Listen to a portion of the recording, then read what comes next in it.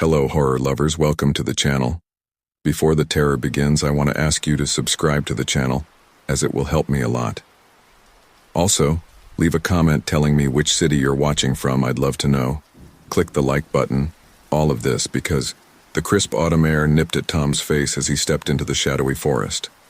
Fallen leaves crunched beneath his boots, creating a rhythmic sound that seemed to echo through the trees. He had always loved these woods, finding solace in their quiet beauty, but today something felt different. An unsettling stillness hung in the air as if the forest itself was holding its breath. Tom shook off the feeling, chuckling to himself. "Get a grip," he muttered. "It's just your imagination running wild."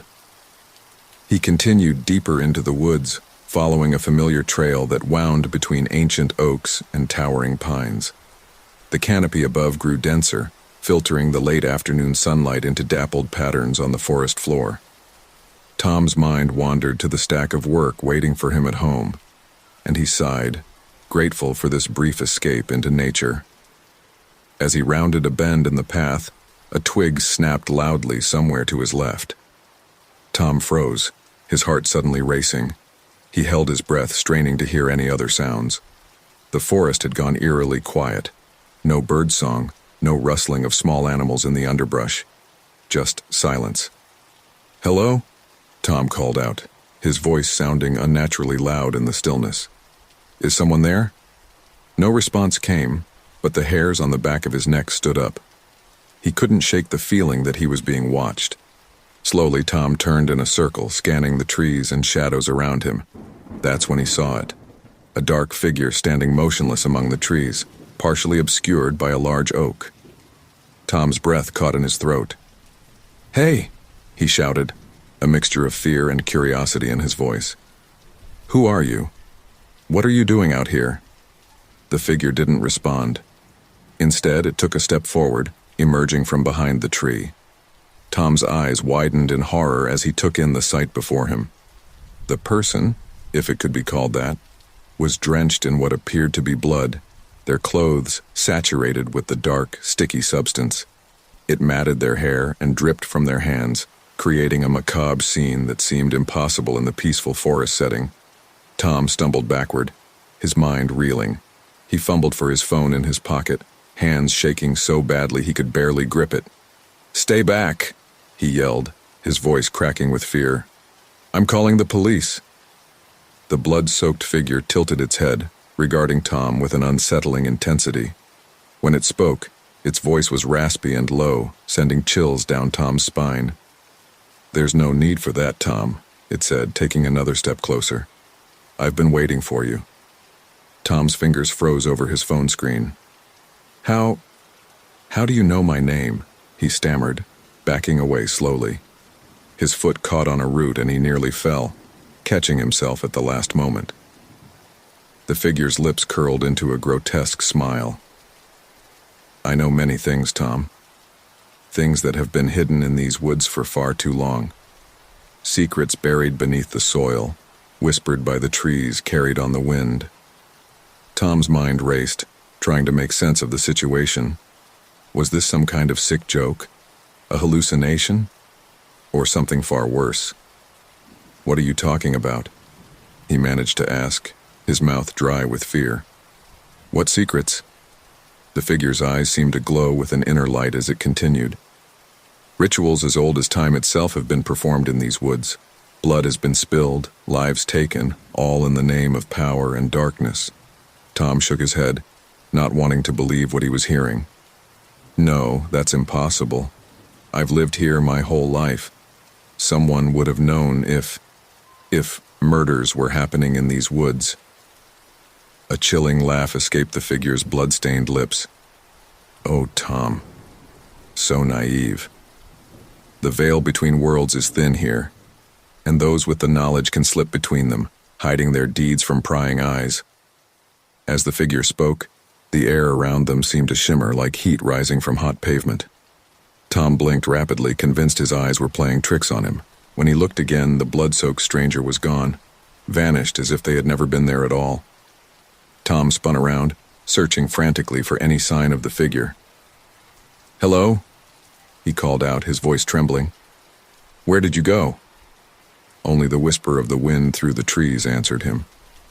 Tom stood there for several long moments, his heart pounding in his chest, trying to process what had just happened. Had it been real? Or had he imagined the whole terrifying encounter? With shaking hands, he finally managed to unlock his phone and dial 911.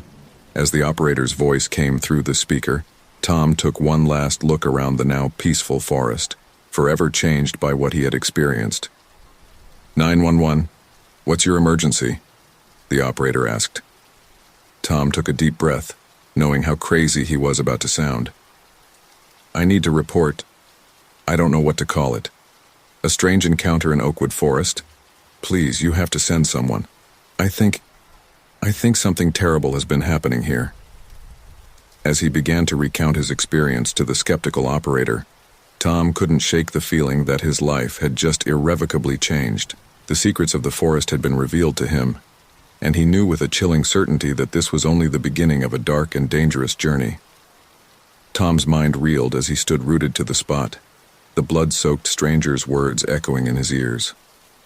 The forest around him seemed to close in, the trees looming ominously where they had once offered comfort. He ran a trembling hand through his hair, trying to make sense of what he'd just heard. Ancient rituals, murders. He muttered to himself, his voice barely above a whisper. This can't be real. But the vivid memory of the figure's blood-drenched appearance and the eerie glow in their eyes told him otherwise. Tom's stomach churned as he recalled the stranger's words about the veil between worlds being thin in these woods. As if on cue, a cold breeze rustled through the trees, carrying with it a whisper that seemed to form words. Believe. Tom spun around, his heart pounding. Who's there? He called out, his voice cracking with fear. No response came, but the silence that followed was even more unnerving. Tom fumbled for his phone again, desperate to call someone, anyone, who might be able to help him make sense of this nightmare. His fingers hovered over the contact list, but who could he possibly call? Who would believe him? As he debated, the stranger's raspy voice seemed to echo from the trees around him. The truth lies buried, Tom. Centuries of dark secrets hidden just beneath your feet. Tom's eyes darted to the forest floor, half expecting to see bones or some other gruesome evidence poking through the leaf litter. Instead, he saw only dirt and decaying leaves, but now they seemed to hold a sinister promise of hidden horrors. What do you mean? Tom called out, spinning in place as he tried to locate the source of the voice. What secrets? The voice continued, seeming to come from everywhere and nowhere at once. Rituals of blood and sacrifice performed in the dead of night. Lives taken to fuel dark powers beyond your comprehension. Bile rose in Tom's throat as vivid images flashed through his mind. Hooded figures chanting in moonlit clearings, terrified victims bound to crude altars, the flash of ritual daggers in the firelight. He doubled over, retching as the full implication of what he was being told hit him. No, he gasped, wiping his mouth with the back of his hand. This is insane. Things like that don't happen here. They can't. A chilling laugh echoed through the trees. Oh, but they do, Tom. They have for centuries hidden from the eyes of the unknowing. But you have been chosen to see. Tom straightened up, anger suddenly flaring through his fear. Chosen? I didn't ask for this. I don't want to know about your sick rituals or murders. Want has nothing to do with it, the voice replied, now sounding closer. Tom spun to his left and caught a glimpse of the blood-soaked figure standing between two ancient oaks. Knowledge is a burden, but also a power. What you do with it is up to you. Tom took a step back, his mind racing. What do you mean? What am I supposed to do with this knowledge? The figure tilted its head, regarding Tom with an unsettling intensity. That is for you to decide. Will you ignore what you've learned, try to forget and go back to your ordinary life? Or will you seek the truth, no matter where it leads you? Tom's breath came in short gasps as he considered the question. Could he really just walk away from this? Pretend it never happened? Even as the thought crossed his mind, he knew it was impossible. The weight of what he'd learned settled on his shoulders like a physical burden. I need to think, Tom stammered, backing away from the figure. This is too much. I can't just... His words trailed off as he blinked, and in that split second, the blood-soaked stranger vanished. Tom's eyes darted around the clearing, searching for any sign of the figure, but found nothing. The forest had returned to its normal state, birds chirping, leaves rustling in the breeze, as if nothing out of the ordinary had occurred. But Tom knew better. He could feel the change in the air, in himself. The world had shifted on its axis, and nothing would ever be the same. With shaking hands, he pulled out his phone once more and dialed 911. As the operator answered, Tom took a deep breath, knowing how crazy he was about to sound. 911, what's your emergency? The calm voice asked. I need to report something, Tom began, his voice trembling. I'm in Oakwood Forest, and I've just had a very strange and frightening encounter. I think there might be evidence of crimes here. Serious crimes. There was a pause on the other end of the line. Can you elaborate, sir? What kind of crimes are you referring to? Tom hesitated, knowing how insane it would sound. Murders, he finally said. Ritual killings. I know it sounds crazy, but please, you have to send someone out here. I can show them where... Sir, the operator interrupted, her voice now tinged with skepticism. Have you actually witnessed a crime taking place? No, not exactly, Tom admitted, but I was told about them. By someone... something... I can't really explain. You have to believe me. All right, sir, the operator said, her tone now professionally detached. We'll send an officer to your location to take a statement. Can you make your way to the main trail entrance? Tom nodded, then realized the operator couldn't see him. Yes, I can do that. Please hurry. As he ended the call and began making his way out of the forest, Tom couldn't shake the feeling that he was being watched. The trees that had once been familiar now loomed menacingly, their shadows hiding untold secrets. He quickened his pace, eager to reach the trail entrance and the promise of help. But even as he hurried towards safety, a part of him knew that this was only the beginning. The stranger's words echoed in his mind. What you do with it is up to you. Tom realized, with a mix of dread and determination, that he couldn't simply walk away from what he'd learned. Whatever dark secrets lay hidden in these woods, he was now a part of them. And somehow, some way, he would uncover the truth, no matter the cost. Tom's legs carried him swiftly through the undergrowth, his breath coming in ragged gasps as he ran.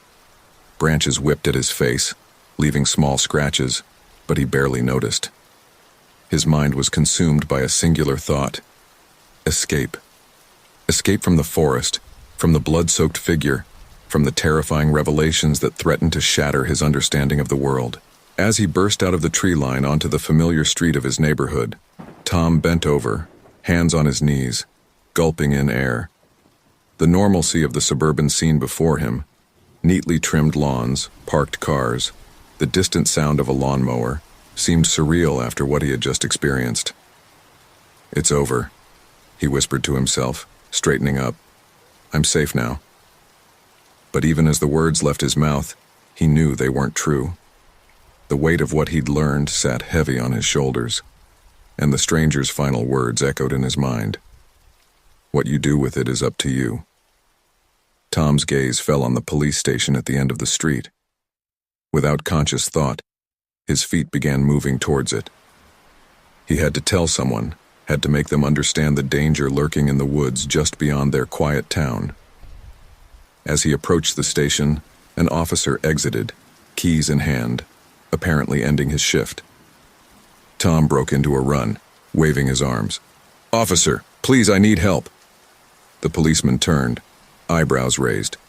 Whoa there, son. What seems to be the problem?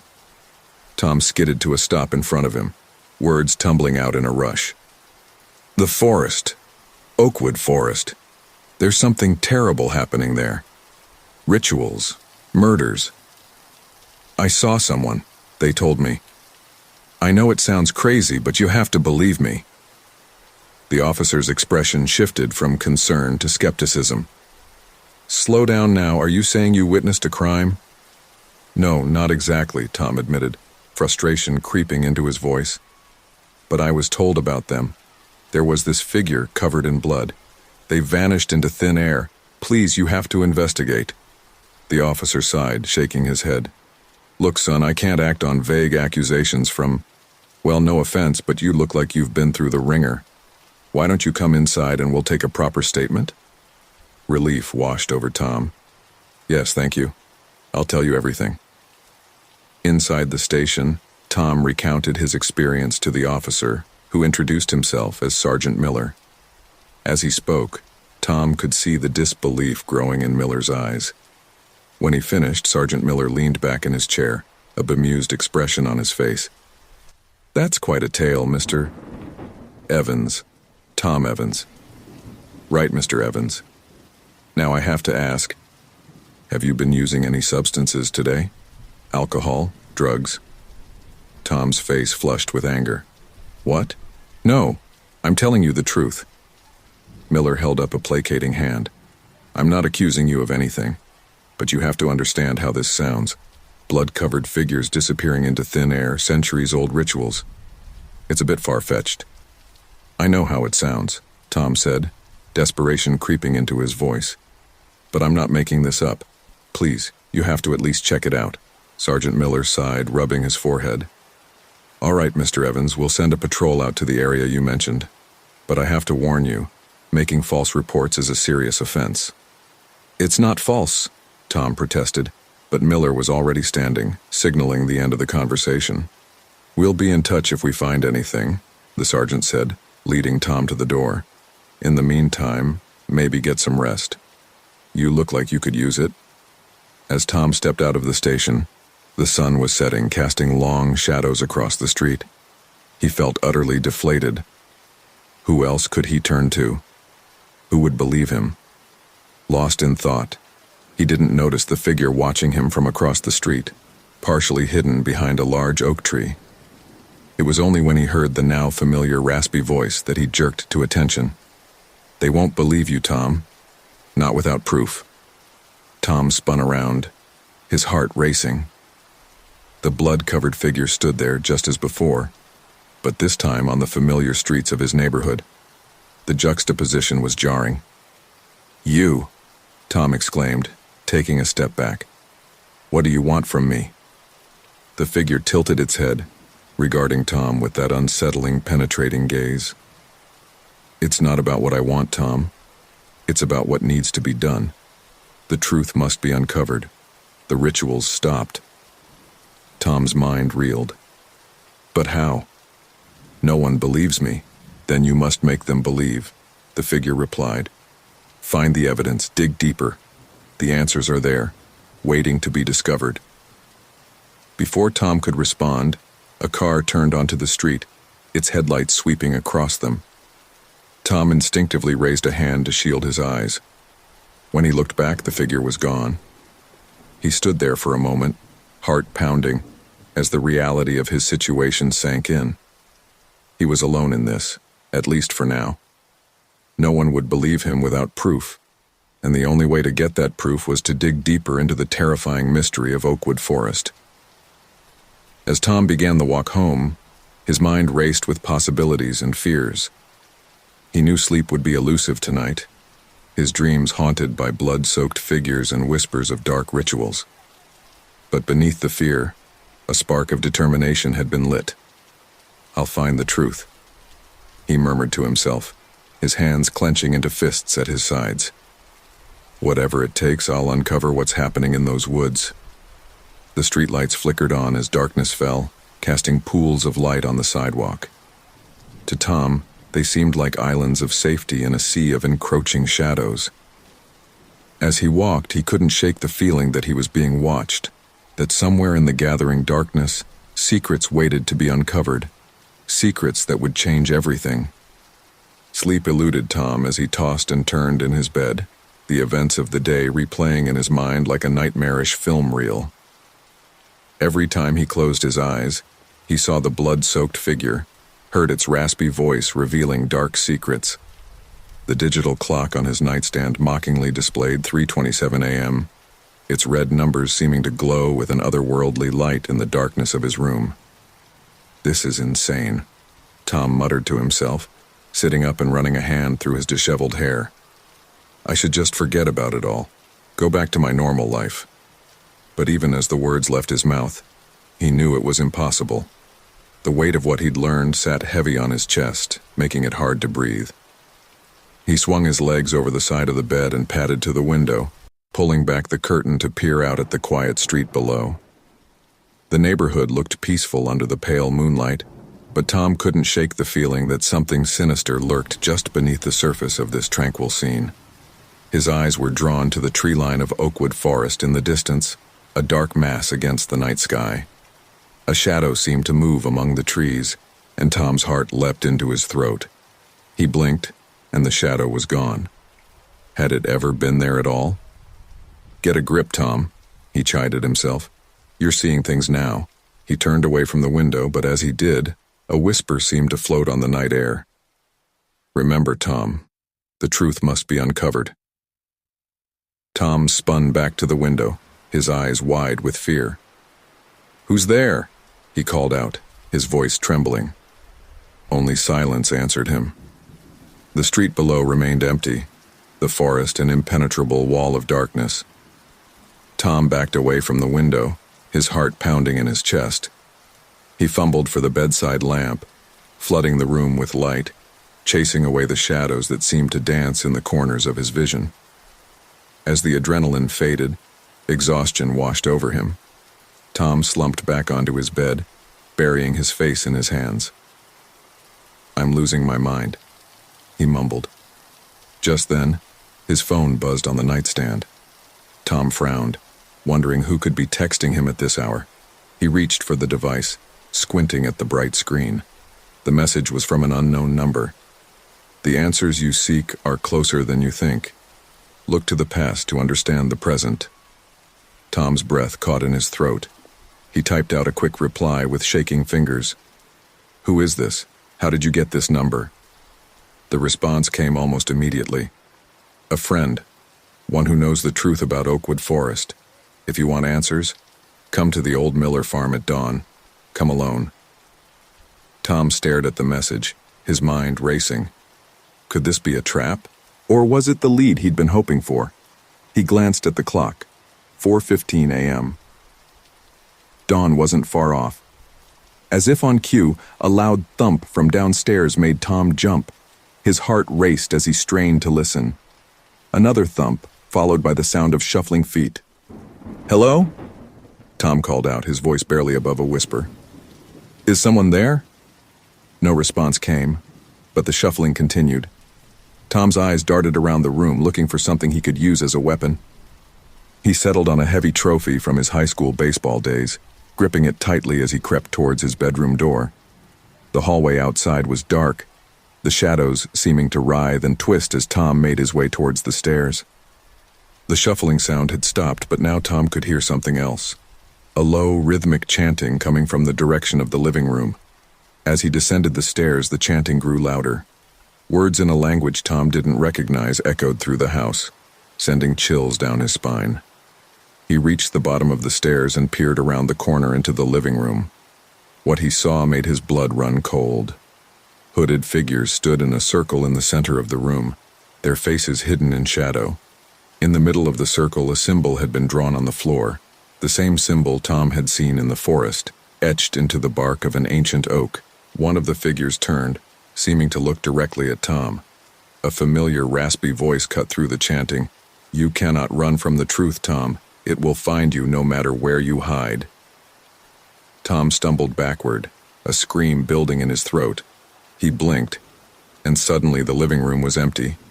No hooded figures, no symbol on the floor, just his familiar furniture, bathed in the pale light of dawn that now streamed through the windows. Tom's legs gave out, and he sank to the floor, his back against the wall. Had it all been a hallucination? A waking nightmare? Or was something far more sinister at play? As he sat there, trying to calm his racing heart, Tom's phone buzzed again. With trembling hands, he looked at the screen. Another message from the unknown number. "Time is running out, Tom. The old Miller farm. Now. The truth awaits." Tom stared at the message, then at the lightning sky outside. Whatever was happening, whatever dark secrets lurked in Oakwood Forest, he knew he couldn't ignore it any longer. With a deep breath, he pushed himself to his feet. "Okay," he said to the empty room, his voice sounding stronger than he felt. "Let's find the truth." As Tom grabbed his keys and headed for the door, he couldn't shake the feeling that he was walking into something far bigger and more dangerous than he could imagine. But he also knew that there was no turning back now. The mystery of Oakwood Forest had ensnared him, and one way or another he was going to uncover the truth, no matter the cost. The musty smell of old books and aged paper enveloped Tom as he pushed open the heavy wooden door of the town library. The early morning sunlight filtered through dusty windows, casting long shadows across the quiet aisles. Tom's footsteps echoed in the silence as he made his way to the local history section. "Can I help you find something?" a voice called out, making Tom jump. He turned to see an elderly librarian peering at him over her glasses, a look of curiosity on her wrinkled face. Yes," Tom stammered, trying to compose himself. "I'm looking for information on the history of Oakwood Forest, specifically any unusual events that might have happened there." The librarian's eyebrows rose slightly. "Unusual events, you say? Well, that's certainly an interesting topic. Follow me." She led Tom to a section of shelves tucked away in a corner of the library. "Here's where we keep our local history books and newspaper archives. If there's anything unusual about Oakwood Forest, you'll find it here." Tom thanked her and began scanning the shelves. He pulled out several dusty tomes and a box of old newspaper clippings, settling down at a nearby table to begin his research. Hours passed as Tom pored over the materials. His eyes strained in the dim light and his back ached from hunching over the table, but he barely noticed. He was too engrossed in what he was discovering. In a yellowed newspaper from 1932, a small article caught his eye. "Local man claims to witness dark ritual in Oakwood Forest." Tom's heart raced as he read the account, which described hooded figures and strange symbols, eerily similar to what he had seen. He dug deeper, finding more articles spanning decades, mysterious disappearances, unexplained phenomena, whispered rumors of a secret cult. It was all there, hidden in the town's history, just waiting to be uncovered. As Tom flipped through a particularly old book, a folded piece of paper slipped out and fell to the floor. He picked it up, carefully unfolding it. His breath caught in his throat as he recognized the symbol drawn on it, the same one he had seen in the forest and in his living room vision. "Find something interesting?" The librarian's voice startled Tom again. She had approached silently, her eyes fixed on the paper in his hands. Tom hesitated, then decided to take a chance. "Do you know anything about this symbol?" he asked, holding up the paper. The librarian's face paled slightly and she glanced around as if checking to see if anyone else was nearby. "Where did you find that?" she whispered. "It fell out of one of the books," Tom replied, his curiosity piqued by her reaction. "What is it? Do you recognize it?" The librarian sighed heavily, then sat down across from Tom. "That symbol," she said in a low voice, "is very old and very dangerous. It's associated with a group that's been in this town for generations. A group that, well, let's just say they don't like their secrets being uncovered." Tom leaned forward, his heart pounding. "What kind of group? What do they do?" The librarian shook her head. "I've already said too much, but listen to me, young man. If you're looking into this, be very careful. There are forces at work in Oakwood Forest that most people can't even begin to understand."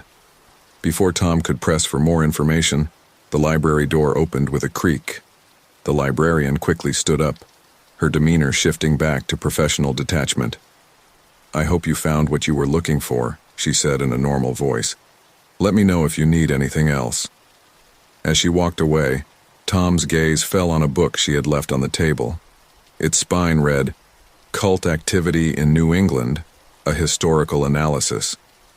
His hand trembled slightly as he reached for it. Opening the book, Tom gasped. There, on one of the pages, was a detailed drawing of the blood-soaked figure he had encountered in the forest.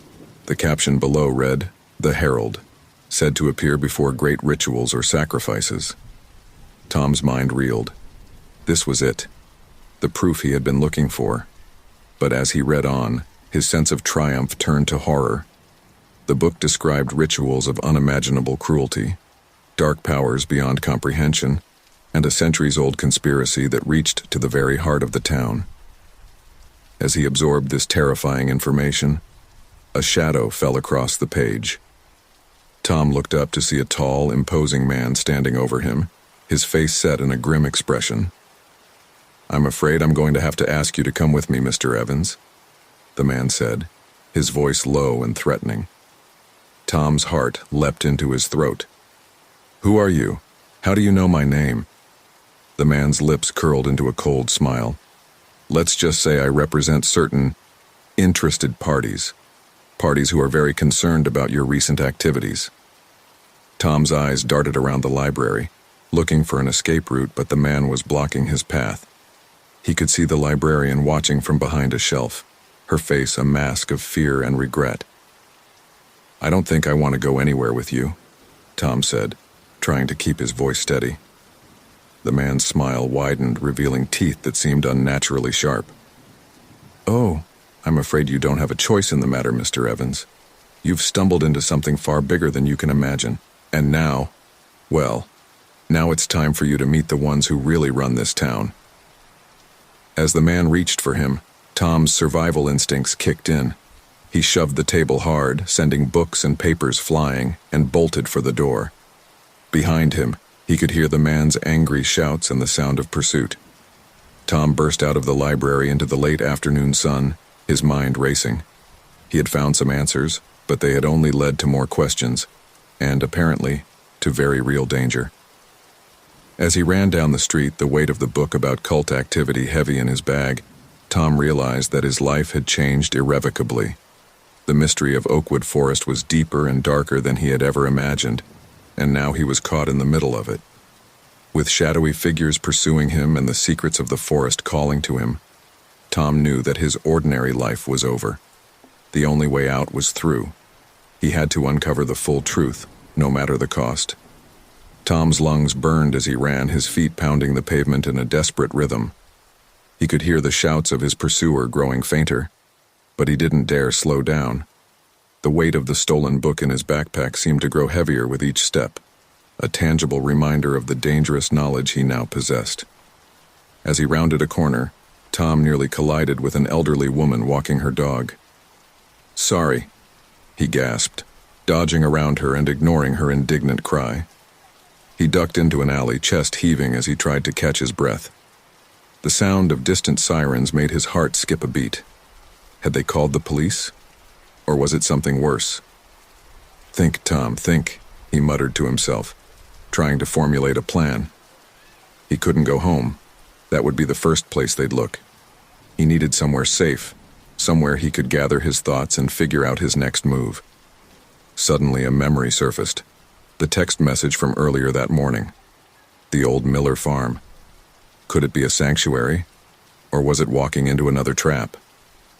Before he could decide, the sound of footsteps at the mouth of the alley made him freeze. A familiar, raspy voice called out, "We know you're here, Tom. There's nowhere left to run." Panic surged through him. Without thinking, Tom scrambled up a fire escape, his sneakers slipping on the rusty metal. He hauled himself onto the roof of the building just as his pursuers entered the alley below. "Up there!" someone shouted. Tom didn't wait to see who it was. He took off across the rooftop, leaping to the next building with a recklessness born of desperation. As he ran and jumped from roof to roof, the town spread out below him. In the distance, he could see the dark mass of Oakwood Forest. Was it his imagination, or did the trees seem to whisper his name on the wind? Tom's foot slipped on a loose tile, and he stumbled, nearly falling. He caught himself at the last moment, heart pounding. As he regained his balance, he realized he had reached the edge of the town. Before him stretched open fields, and beyond that the weathered buildings of the old Miller farm. With no other options, Tom climbed down from the roof and set off across the fields. The tall grass whipped at his legs as he ran, and the setting sun cast long shadows across the land. As he approached the farm, Tom slowed his pace, wary of what might await him. The old farmhouse stood silent and seemingly abandoned, its windows dark and empty. "Hello?" Tom called out hesitantly as he neared the front porch. "Is anyone here?" Only the creaking of the wind-worn boards answered him. Tom climbed the steps, wincing at every groan of old wood. He tried the door, surprised to find it unlocked. The interior of the farmhouse was dusty and filled with shadows. Tom fumbled for a light switch, but nothing happened when he flipped it. "Great," he muttered, pulling out his phone to use as a flashlight. As the beam of light swept across the room, Tom gasped. The walls were covered in symbols and diagrams, eerily similar to those he had seen in the book from the library. In the center of the room stood an old wooden table, its surface marred by deep grooves that formed an intricate pattern. "Beautiful, isn't it?" a voice said from behind him. Tom whirled around, his heart leaping into his throat. An old man stood in the doorway, his wrinkled face kind but his eyes sharp and alert. "Who are you?" Tom demanded, backing away. "Are you the one who sent me the message?" The old man nodded slowly. "My name is Ezra Miller. This farm has been in my family for generations. And yes, I sent you that message. I've been waiting for someone like you for a very long time, Tom." Tom's mind raced. "Someone like me? What do you mean? What is all this?" Ezra sighed heavily, running a gnarled hand over the symbols on the wall. "This, my boy, is the truth you've been seeking, the real history of Oakwood Forest and this town, a history written in blood and darkness." "But why show me?" Tom asked, his voice barely above a whisper. "Why involve me in all this?" Ezra's eyes met Tom's, and in them, he saw a mixture of hope and sorrow. "Because you have a role to play, Tom. A destiny, if you will. The forest chose you, just as it chose me many years ago." Before Tom could respond, a loud crash came from outside. Ezra's face paled. "They're here," he said urgently. "Quickly. We don't have much time." He hurried to the old table, his fingers tracing the grooves. With a click, a hidden compartment opened. Ezra pulled out an old leather-bound book and thrust it into Tom's hands. "Take this," he said. "It contains knowledge that could destroy the cult and save countless lives. But it also makes you a target. Guard it with your life, Tom." "But I don't understand," Tom protested, clutching the book. "What am I supposed to do?" Ezra gripped Tom's shoulders, his eyes intense. "Trust the forest, Tom. Let it guide you. And whatever you do, don't let them perform the final ritual. The consequences would be unimaginable." The sound of breaking glass and splintering wood filled the air. Ezra pushed Tom towards a hidden door at the back of the room. "Go. There's a tunnel that leads to the forest. Run, and don't look back." As Tom stumbled through the secret passage, Ezra's last words echoed in his ears. "Remember, Tom, the fate of more than just our town rests in your hands now. The truth is your weapon. Use it wisely." The hidden door slammed shut behind him, plunging Tom into darkness. With shaking hands, he clutched the mysterious book to his chest and began to run, the sound of pursuit growing louder behind him.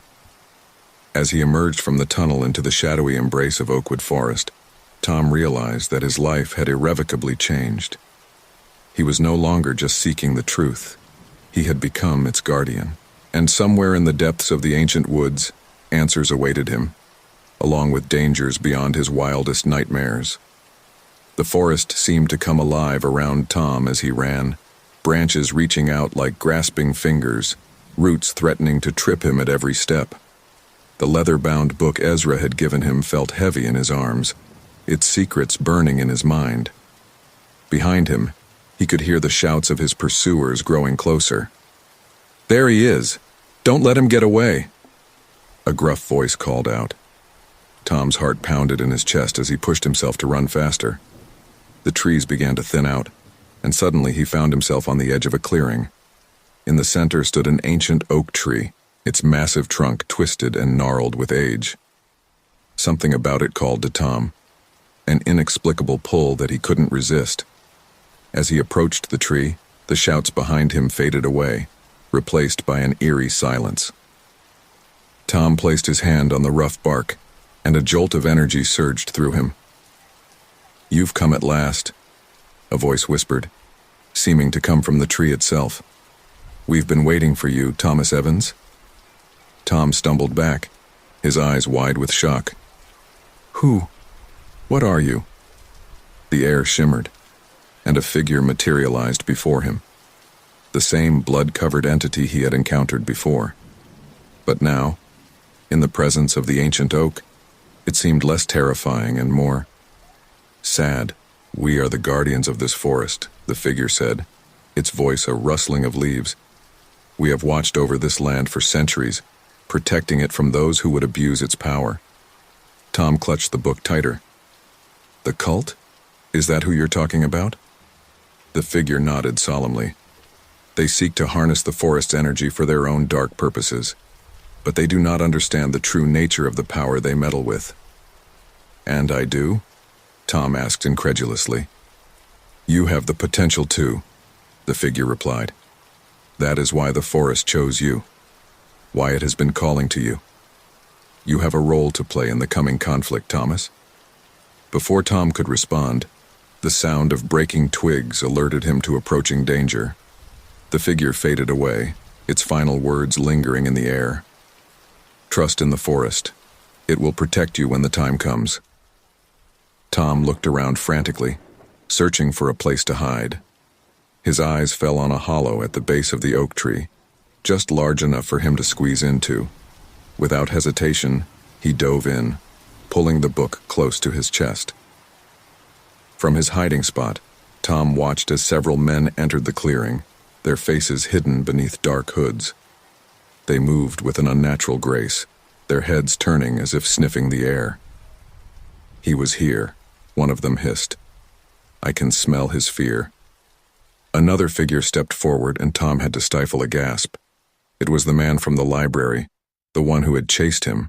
But now, in the ethereal light of the clearing, he looked different, less human somehow. "Spread out," the man commanded. He couldn't have gone far. "And remember, we need him alive. The master has plans for this one." As the cultists began to search the area, Tom held his breath, pressing himself further into the hollow. His hand brushed against something carved into the wood, and he squinted in the dim light to make it out. It was a symbol, similar to the ones he had seen in the farmhouse and the library book. Acting on instinct, Tom traced the symbol with his finger. A warm sensation spread through his body, and suddenly the voices of the cultists seemed to grow distant, as if he was hearing them from underwater. "There's no sign of him," one of them said, frustration evident in his voice. "It's like he vanished into thin air." The leader growled in anger. "Impossible. No one can hide from us in this forest. Unless—" His gaze swept over the ancient oak, lingering for a moment on the hollow where Tom hid. Tom's heart nearly stopped, certain he had been discovered. But the man's eyes moved on, unseeing. "The forest is protecting him," the leader spat. "We'll need to perform the ritual sooner than planned. Gather the others. We move tonight." As the cultists retreated from the clearing, Tom remained frozen in his hiding spot, hardly daring to breathe. Only when the forest had fallen silent once more did he slowly emerge, his legs shaky and his mind reeling from what he had witnessed. "What ritual?" he murmured to himself, looking down at the book in his hands. "And what am I supposed to do about it?" As if in response, a gentle breeze rustled through the leaves of the oak tree. Tom felt a sudden urge to open the book, and as he did, the pages seemed to turn of their own accord, stopping at a chapter titled, "The Binding of the Ancient One." Tom's eyes widened as he read, the true nature of the cult's plans becoming horrifyingly clear. They weren't just trying to harness the forest's power, they were attempting to summon and control an entity of unimaginable power and malevolence. "This is insane," Tom whispered, his voice shaking. "How am I supposed to stop this?" The wind picked up again, and Tom felt a gentle push guiding him deeper into the forest. He hesitated for a moment, then squared his shoulders and began to walk. Whatever destiny awaited him, whatever role he had to play in this ancient conflict, he knew he couldn't run from it any longer. As he ventured further into the heart of Oakwood Forest, the trees seemed to whisper around him, sharing secrets that had been hidden for centuries. Tom clutched the book tightly, its weight a reminder of the responsibility he now bore. "All right," he said to the watching woods. "Show me what I need to do." The forest responded, the path ahead clearing as if by magic. Tom took a deep breath and stepped forward, ready to face whatever challenges lay ahead. The fate of the town, perhaps even the world, now rested in his hands. And as the shadows of Oakwood Forest closed in around him, Tom Evans prepared himself for the battle that was to come. The deeper Tom ventured into Oakwood Forest, the more alive it seemed to become. Shadows danced at the corners of his vision, and whispers echoed in the rustling leaves. The leather-bound book felt warm in his hands, pulsing with an energy that matched the beating of his heart. As he pushed through a thick curtain of vines, Tom found himself in a small glade. Moonlight filtered through the canopy, illuminating a circle of standing stones at the center. Each stone was covered in intricate carvings, similar to the symbols he had seen before. "Okay," Tom muttered to himself. "Now what?" As if in response, a familiar raspy voice spoke from behind him. "Now you learn." Tom spun around to see the blood-covered figure standing at the edge of the glade. This time, however, it seemed more solid, more present. "Learn what?" Tom asked, his voice steadier than he felt. "How to stop the cult, how to save the town." The figure shook its head slowly. "First, you must understand. The book, Thomas. Open it." With trembling hands, Tom opened the book. The pages began to turn on their own, stopping at an illustration of the very glade he stood in. "This is the heart of the forest," the figure explained. "A nexus of power that has existed since time immemorial. It is here that the boundaries between worlds are thinnest." Tom's brow furrowed as he read the text accompanying the illustration. The binding of the Ancient One. Is this what the cult is trying to do? Summon some kind of entity? The figure nodded grimly. They seek to bind an entity of immense power to their will, but they do not understand the consequences of their actions. If they succeed, the balance of nature itself will be shattered. A chill ran down Tom's spine. "How do I stop them?" "You must complete the ritual before they do," the figure said, gesturing to the standing stones. "But be warned, Thomas. Once you begin, there is no turning back. The forest will demand a sacrifice." Tom swallowed hard. "What kind of sacrifice?" The figure's eyes seemed to bore into him. "That is for you to discover. The choice will be yours to make." Before Tom could ask any more questions, a distant chanting began to echo through the trees. The figure's form began to flicker. "They come," it hissed. "Hurry, Thomas. The fate of more than just this forest hangs in the balance." With that, the figure vanished, leaving Tom alone in the glade. The chanting grew louder, and he could see the flicker of torchlight through the trees. "Okay, think," Tom said to himself, flipping through the book frantically. "There has to be something here." His eyes fell on a passage describing the ritual. It spoke of channeling the forest's energy, of opening oneself to its power. Tom took a deep breath and stepped into the circle of stones. As soon as he crossed the threshold, a surge of energy coursed through him.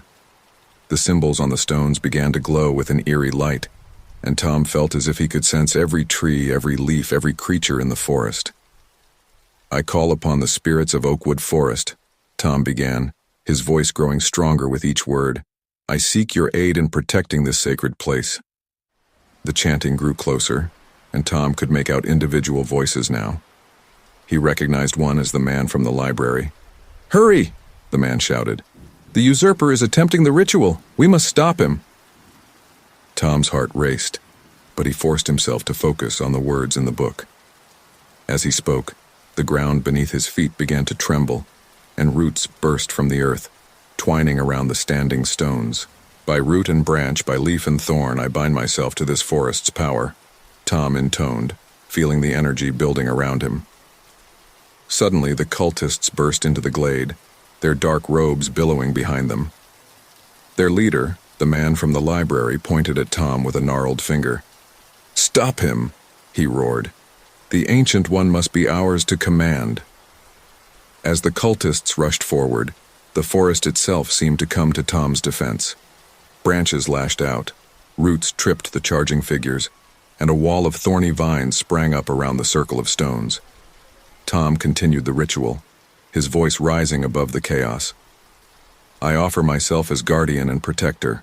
Let the will of the forest flow through me." The leader of the cult began a counter-chant, his voice guttural and filled with dark power. The air crackled with competing energies, and Tom felt as if he was being torn in two.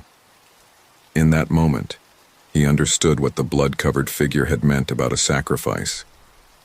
To complete the ritual, to truly become the forest's guardian, he would have to give up his old life entirely.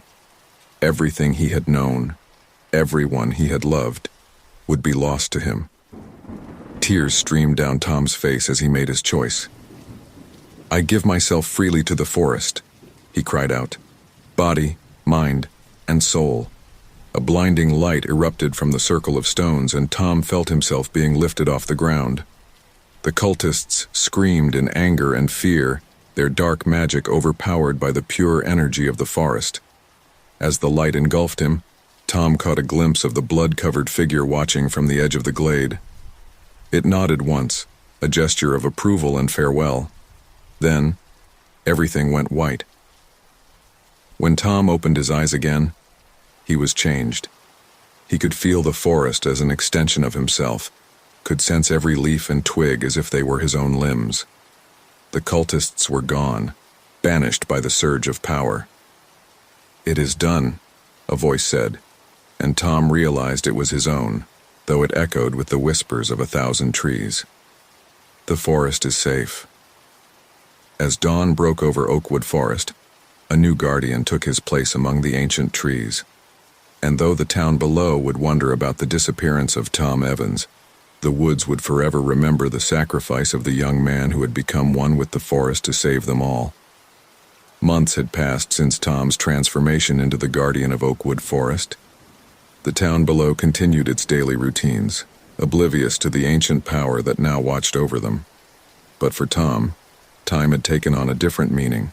He existed in a state of constant awareness. His consciousness spread throughout the forest, the trees. On this particular day, Tom felt a disturbance at the edge of his domain. A familiar presence entered the rest, one that stirred memories of his former.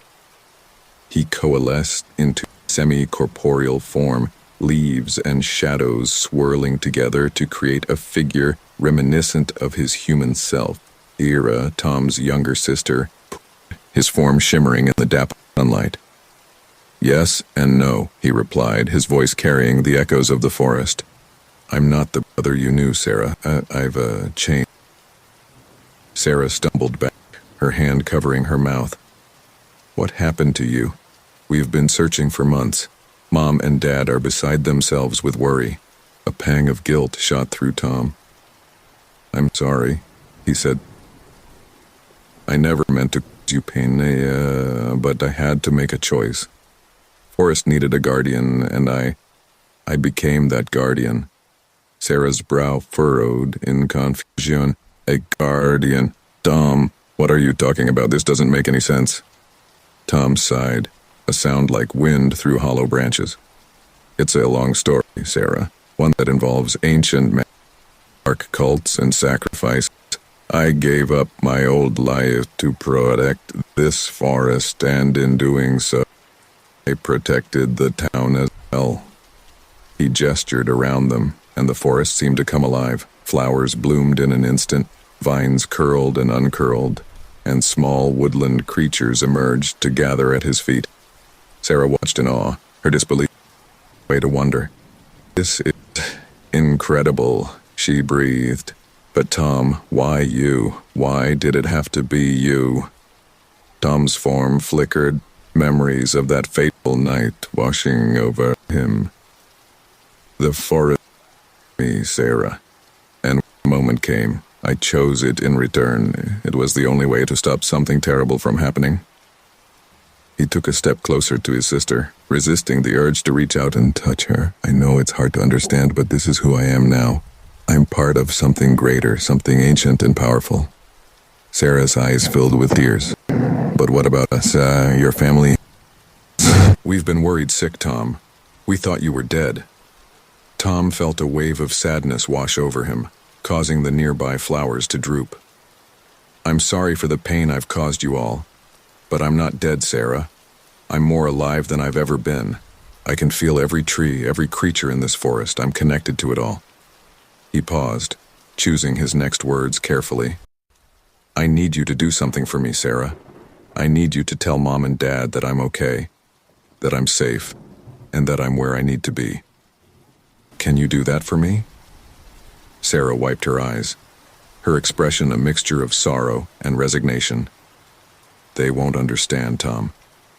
How can I explain this to them?" Tom's form shimmered, becoming more translucent. "You don't have to explain everything. Just tell them that I'm at peace, that I'm doing important work. It's the truth, even if it's not the whole truth." He looked up at the canopy above, sensing a disturbance at the far reaches of the forest. "I have to go now, Sarah. There's something that needs my attention." "Wait!" Sarah cried, reaching out to him. "Will I ever see you again?" Tom's form began to dissipate, leaves and shadows separating. "I'll always be here, Sarah. Whenever you walk in these woods, know that I'm watching over you, and who knows? Perhaps one day when you're ready, you'll be able to see the forest as I do." With those final words, Tom's human-like form dissolved completely, his consciousness once again spreading throughout the forest. He felt Sarah's grief and confusion, but also a glimmer of understanding and acceptance. As Sarah made her way back to the edge of the forest, Tom used his newfound powers to guide her, ensuring she didn't lose her way. He cleared her path of obstacles and sent gentle breezes to dry her tears. Once she reached the tree line, Sarah turned back for one last look. "Goodbye, Tom," she whispered. "I love you." Though he couldn't respond in words, Tom sent a warm gust of wind to embrace his sister, carrying with it the scent of wildflowers, his own way of saying, "I love you too." As Sarah disappeared from view, Tom turned his attention to the disturbance he had sensed earlier. The cult may have been defeated, but there were always new threats to the forest, new challenges to face. And Tom, the once ordinary young man now imbued with the ancient power of Oakwood Forest, was ready to meet them head-on. For he was no longer just Tom Evans. He was the guardian of Oakwood Forest, protector of an ancient power, and defender of the delicate balance between the natural world and the realm of humans.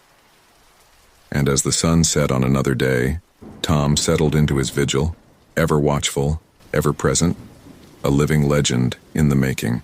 Years had passed since Tom's transformation into the guardian of Oakwood Forest. The seasons had come and gone, each leaving its mark on the ever-changing landscape. But while the forest remained timeless, the world beyond its borders continued to evolve. On this particular day, Tom sensed an unusual presence entering his domain. It wasn't the familiar energy of his sister Sarah, who still visited occasionally, nor was it the dark intent of those who sought to exploit the forest's power. This presence was different, determined yet tinged with an air of scientific curiosity. Tom coalesced into his semi-corporeal form, a swirling mass of leaves and shadows, and moved silently through the trees towards the intruder. As he approached, he saw a young woman in her late 20s, dressed in hiking gear and carrying a backpack filled with scientific equipment. She was crouched by an ancient oak, carefully taking samples of the bark and soil around its roots. Tom watched, intrigued by her methodical approach and the respect with which she handled the forest's elements. "You know," Tom said, his voice a whisper on the wind, "it's customary to ask permission before taking samples from a living being." The woman jumped, nearly dropping her collection vials. She spun around, her eyes wide with a mixture of fear and wonder as she took in Tom's otherworldly form. What are you?" she asked, her voice trembling slightly. Tom's form shimmered, becoming more defined. "I am the guardian of this forest. And you are?" The woman swallowed hard, then straightened her shoulders. "Dr. Emily Chen. I'm an environmental scientist from the university. We've been studying the unique biodiversity of Oakwood Forest." Tom tilted his head, leaves rustling with the movement. "And what have you discovered, Dr. Chen?" Emily's eyes lit up with excitement, momentarily overcoming her fear. "This forest is incredible. The ecosystem here is like nothing we've ever seen. The biodiversity, the symbiotic relationships between species. It's as if the entire forest is one living, breathing organism." Tom couldn't help but smile, a subtle brightening of his ethereal form. "That's because it is, in a way. Everything here is connected, part of a greater whole." Emily's scientific curiosity overrode her caution. "Fascinating. But how is that possible, and forgive me for asking, but how do you fit into all this?" Tom moved closer, his form shifting like mist between the trees. "It's a long story, Dr. Chen.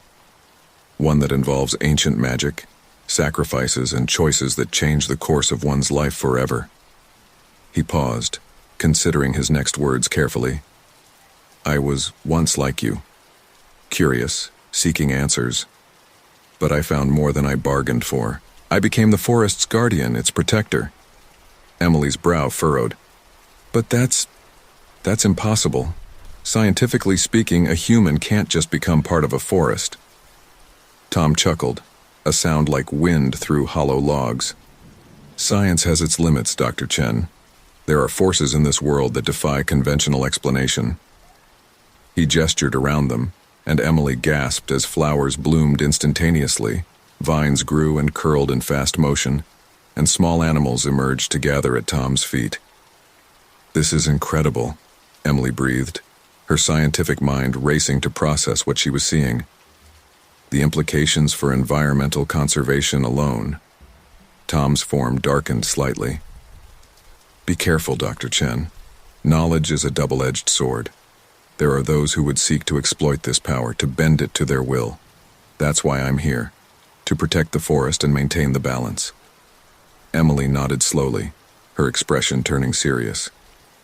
"I understand, but surely there must be a way to study this, to learn from it without causing harm?" Tom was silent for a moment, considering.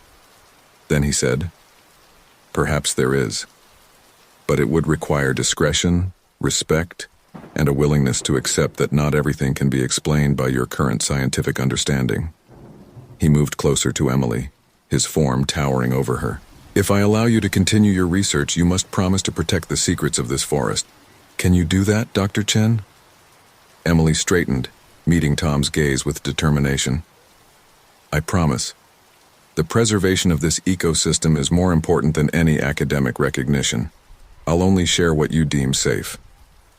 Tom nodded, his form relaxing. "Then let me show you the true wonders of Oakwood Forest, Dr. Chen. But remember, with knowledge comes responsibility." As they moved deeper into the forest, Tom began to reveal its secrets. He showed Emily hidden groves where rare plants grew, explained the intricate web of mycorrhizal networks connecting the trees, and demonstrated the forest's ability to communicate and adapt. Emily listened and observed with rapt attention, her scientific mind struggling to reconcile what she was seeing with her understanding of the natural world. "This is amazing," she said, her voice filled with awe. "But Tom, I have to ask, don't you ever miss your old life? Your family, your friends?" Tom's form flickered, a hint of sadness passing through him. "Sometimes," he admitted. But I've found a greater purpose here. I'm part of something ancient and powerful, something that needs protection. He turned to Emily, his form becoming more defined, almost human-like for a moment. And now, Dr. Chen, you're part of this too. Your research could help protect forests like this all over the world. But you must be cautious. Not everyone will understand or respect the power that lies here. Emily nodded solemnly. I understand.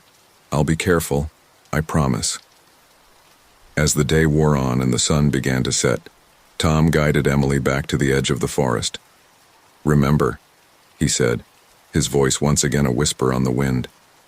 The forest is always watching. If you need me, just call. Emily smiled, looking back at the trees with newfound respect and wonder. Thank you, Tom, for everything.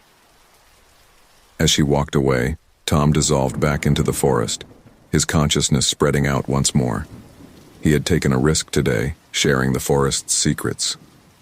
But in Dr. Chen, he sensed a potential ally, someone who could bridge the gap between the magical realm he now inhabited and the scientific world he had left behind. The forest had chosen him as its guardian, but perhaps it was time for him to choose champions of his own, people who could help protect not just Oakwood Forest, but all the world's wild places.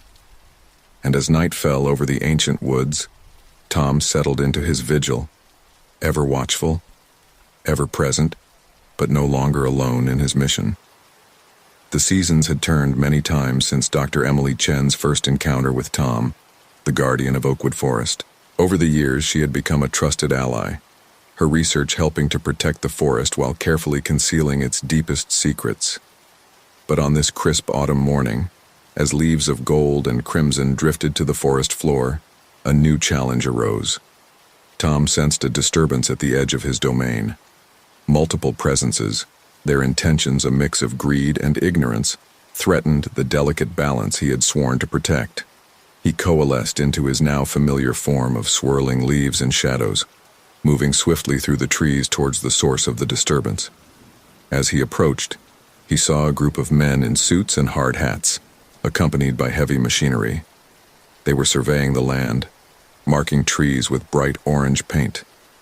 Tom's essence churned with concern. "Gentlemen," he said, his voice resonating through the trees, "I'm afraid I must ask you to leave. This forest is protected." The men jumped, startled by the sudden appearance of Tom's ethereal form. One of them, a tall man with graying hair and a stern expression, stepped forward. "Who the hell are you?" he demanded. "This is private property now. We have every right to be here." Tom's form darkened, leaves swirling more rapidly. "I am the guardian of Oakwood Forest, and you are mistaken. This land belongs to no one but itself." The man scoffed, pulling out a sheaf of papers. "Listen, whatever you are, we have the deeds right here. This land has been sold for development. We're building a new shopping center and residential complex. Progress, you know?" Tom felt a surge of anger, causing the nearby trees to creak and groan.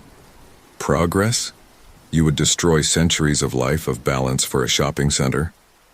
Before the man could respond, a familiar voice called out from behind Tom. "Stop! You can't do this!"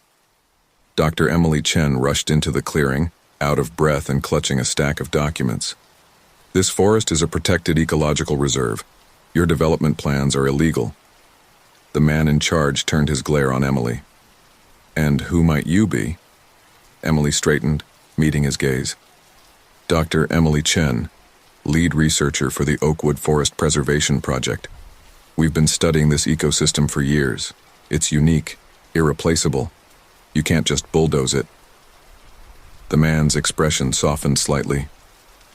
"Look, Dr. Chen, I sympathize, but the paperwork's all in order. This land was sold fair and square." Tom's form flickered, an idea forming. "Perhaps," he said, his voice carrying the wisdom of the ancient forest, "we can find a compromise, a way to progress that doesn't involve destruction." The man raised an eyebrow. "I'm listening." Tom gestured, and the forest around them came alive. Flowers bloomed, vines curled and uncurled, and small animals emerged to watch the proceedings. "This forest is more than just trees and animals," Tom explained. "It's a complex, interconnected system. One that could teach us much about sustainability, about living in harmony with nature." Emily caught on quickly. "He's right. Our research has already led to breakthroughs in medicine and environmental science. Imagine what we could learn if we preserved this place, studied it further." The man in charge looked thoughtful. "That's all very nice, but my investors are interested in profits, not scientific discoveries." Tom's form shimmered, becoming more defined. "What if you could have both? A development that incorporates the forest, that learns from it instead of destroying it? Imagine eco-friendly homes nestled among the trees, nature trails instead of parking lots, research facilities that could attract scientists from around the world." Emily nodded enthusiastically. "Green technology, sustainable living, these are the future. You could be at the forefront of a new kind of development, one that works with nature instead of against it." The man rubbed his chin, considering. "It's an interesting idea, but it would take a complete redesign, convincing the investors. It would also," Emily added, "avoid a lengthy legal battle over the ecological reserve status, not to mention the positive press for your company." Tom could sense the man's resolve wavering. He decided to make one final push. With a gesture, he created a shimmering image in the air, a vision of what the development could be. Sleek, modern buildings with living roofs and walls, winding paths through preserved woodlands, happy people coexisting with nature. "This is the true face of progress," Tom said softly. "A future where humanity and nature thrive together." The man stared at the image, clearly impressed. After a long moment, he sighed. "All right, I can't promise anything, but I'll talk to my team, see if we can come up with a new plan along these lines." Emily beamed. "Thank you, you won't regret this. I'd be happy to consult on the ecological aspects of the project." As the men packed up their equipment and prepared to leave, the leader turned back to Tom. "I don't know what you are," he said, "but thank you for showing us another way." Tom nodded, his form already beginning to dissipate.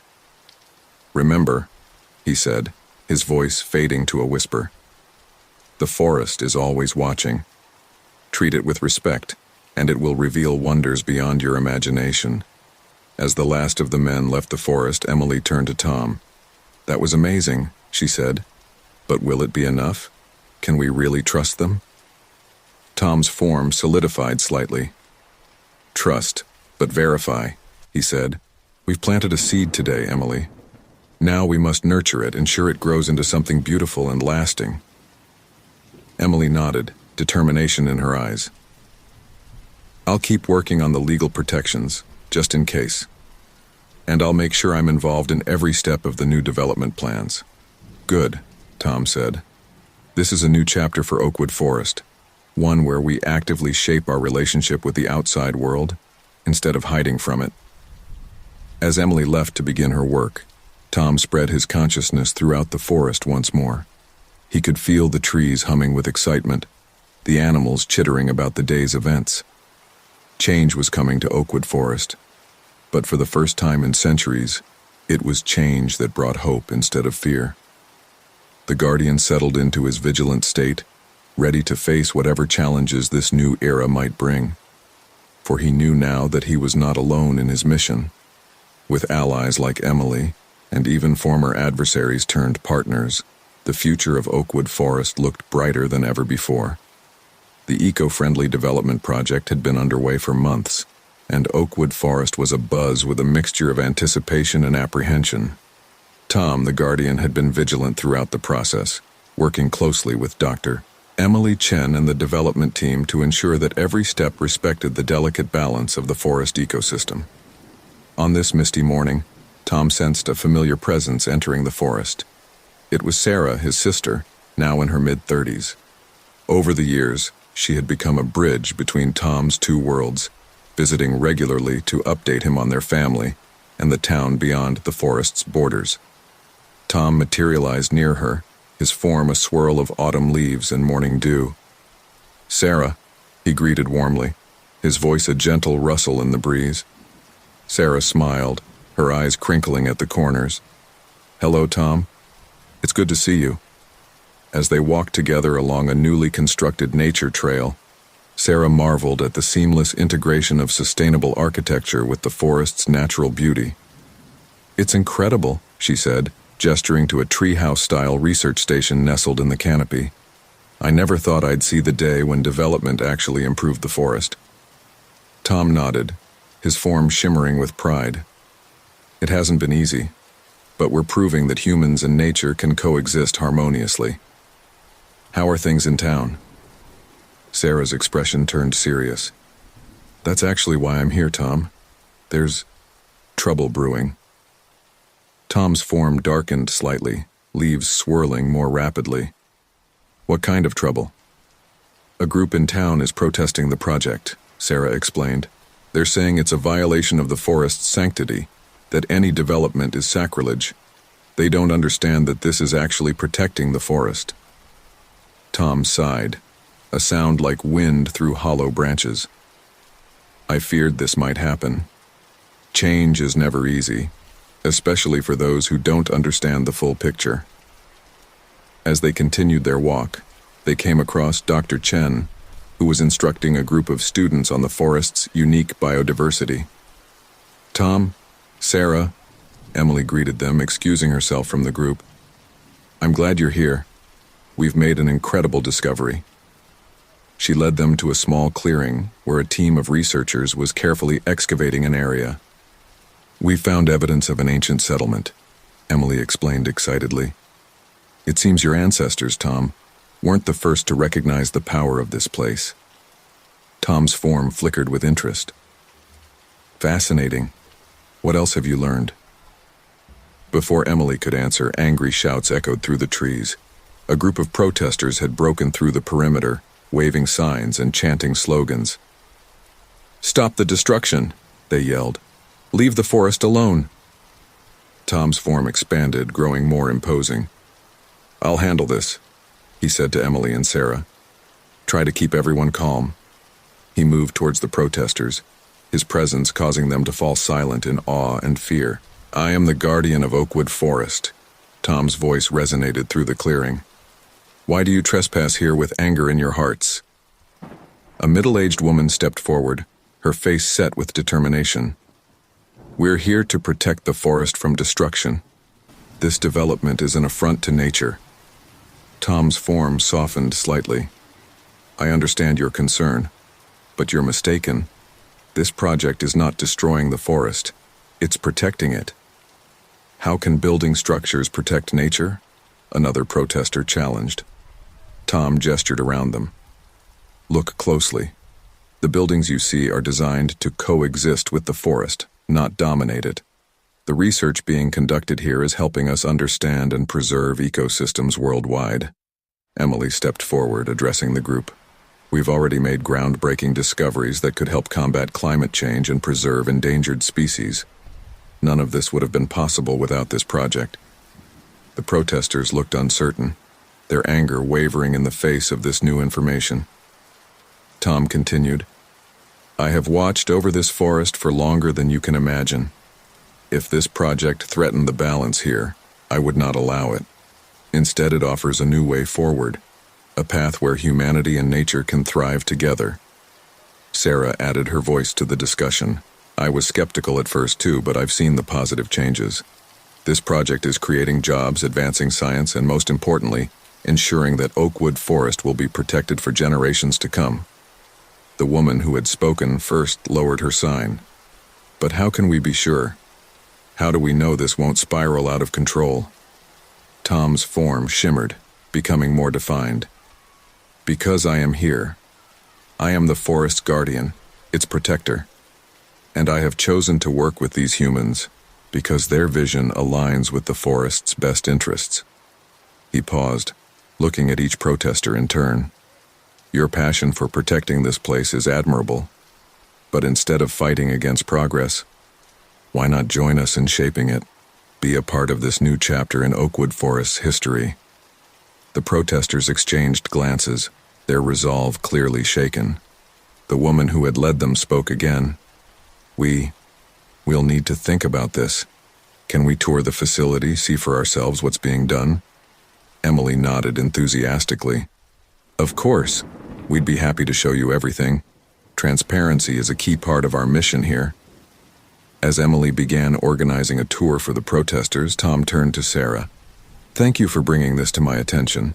It's crucial that we address these concerns openly. Sarah smiled, reaching out as if to touch Tom's ethereal form. That's what family is for. And in a way, this forest is family too now. Tom's form brightened. Indeed it is. And like any family, it needs all of us working together to thrive. As the impromptu tour began, Tom spread his consciousness throughout the forest once more. He could feel the excitement of the trees, the curiosity of the animals, all watching this new interaction between humans and nature unfold. The path ahead would not be without challenges, Tom knew, but with understanding, cooperation, and respect for the delicate balance of nature, there was hope for a future where the line between the human world and the natural world blurred, creating something greater than the sum of its parts. And as the guardian of Oakwood Forest, Tom would be there every step of the way, guiding, protecting, and nurturing this bold new vision of coexistence. The years had rolled by, and Oakwood Forest had become a beacon of harmony between nature and human progress. The eco-friendly development had flourished, attracting researchers, environmentalists, and curious visitors from around the world.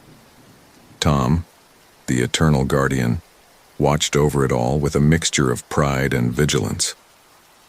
On this particular day, a strange energy permeated the air. Tom could sense it in the rustling leaves and the whispers of the wind. Something momentous was about to occur. He materialized near the Central Research Facility, his form a swirling mass of leaves and mist. Dr. Emily Chen, now in her 50s with streaks of gray in her hair, emerged from the building, her face etched with concern. Tom, she called out, we need to talk. Something's happening. Tom's form solidified slightly. I feel it too, Emily. What have you discovered? Emily led him to a holographic display inside the facility. Our sensors have been picking up unusual energy readings throughout the forest. It's like the forest is waking up. As if on cue, the ground trembled beneath them. Outside, trees swayed without wind, and animals chattered excitedly.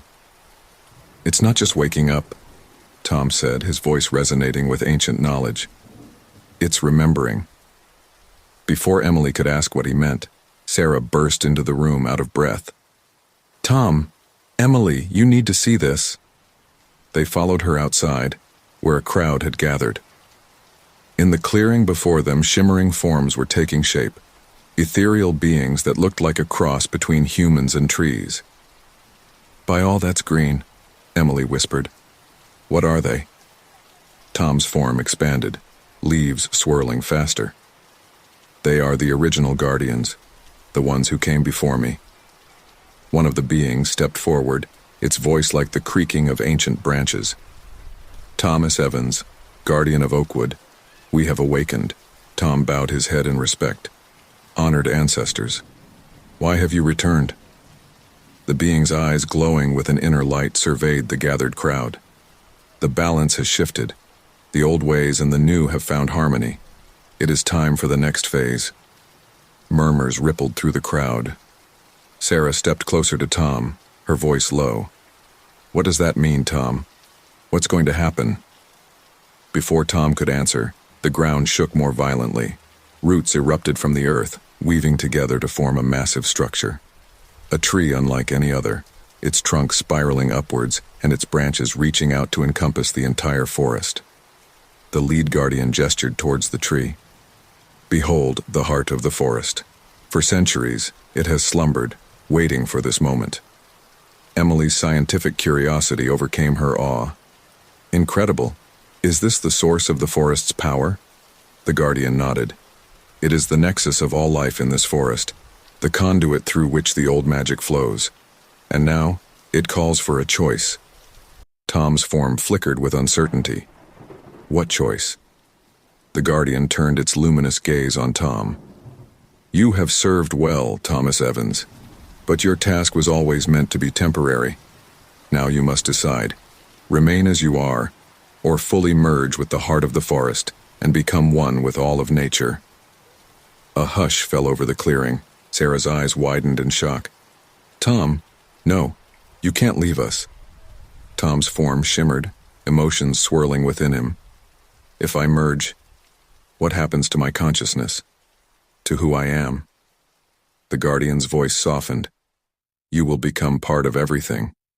Your awareness will expand beyond imagination, but your individual self, the Tom Evans you once were, will cease to be. Emily stepped forward, her voice trembling. But we need him. The forest needs him as he is. The Guardian shook its head. The forest is entering a new era. It needs a guardian who is fully one with nature, not caught between two worlds. Tom was silent for a long moment, his form fluctuating as he grappled with the decision. Finally, he spoke. I've watched over this forest for so long. I've seen it change, grow, adapt. Perhaps it's time for me to do the same. Sarah reached out, tears in her eyes. Tom, please, think about this. We'll lose you forever. Tom's form solidified one last time, taking on an almost human appearance. Sarah, my dear sister, Emily, my trusted friend, and all of you who have worked to protect this forest. You've shown that humanity and nature can coexist, can thrive together. It's time for me to take that unity to its ultimate conclusion. He turned to the Guardian. I accept. I will merge with the heart of the forest. The Guardian nodded solemnly, then approached Thomas Evans and embraced your destiny. Tom moved towards the massive tree, its branches seeming to reach out to him. He paused, looking back at Sarah and Emily. Don't be sad. I'm not leaving, not really. I'll be all around you, in every leaf, every breeze, every raindrop. The forest will live through me, and I through it. With those final words, Tom's form dissolved into pure energy. It flowed into the heart of the forest, suffusing the massive tree with a brilliant light. The ground shook and a wave of energy pulsed outward, washing over everyone present. When it subsided, the ethereal guardians were gone.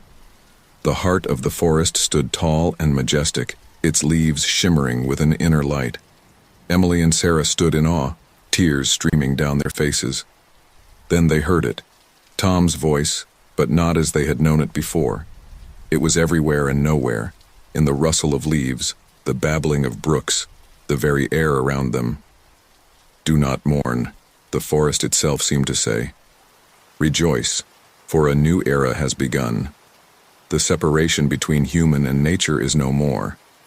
I am the forest, and the forest is me. And together, we will face whatever the future may bring. As the sun set on this extraordinary day, the residents of the eco-development and the creatures of the forest alike felt a profound sense of change. The barrier between the natural world and the human world had blurred even further, and in the heart of Oakwood Forest, a new kind of life had taken root, one that promised to change the world in ways yet unimagined. Sarah and Emily exchanged a look of determination. They knew that their work was far from over.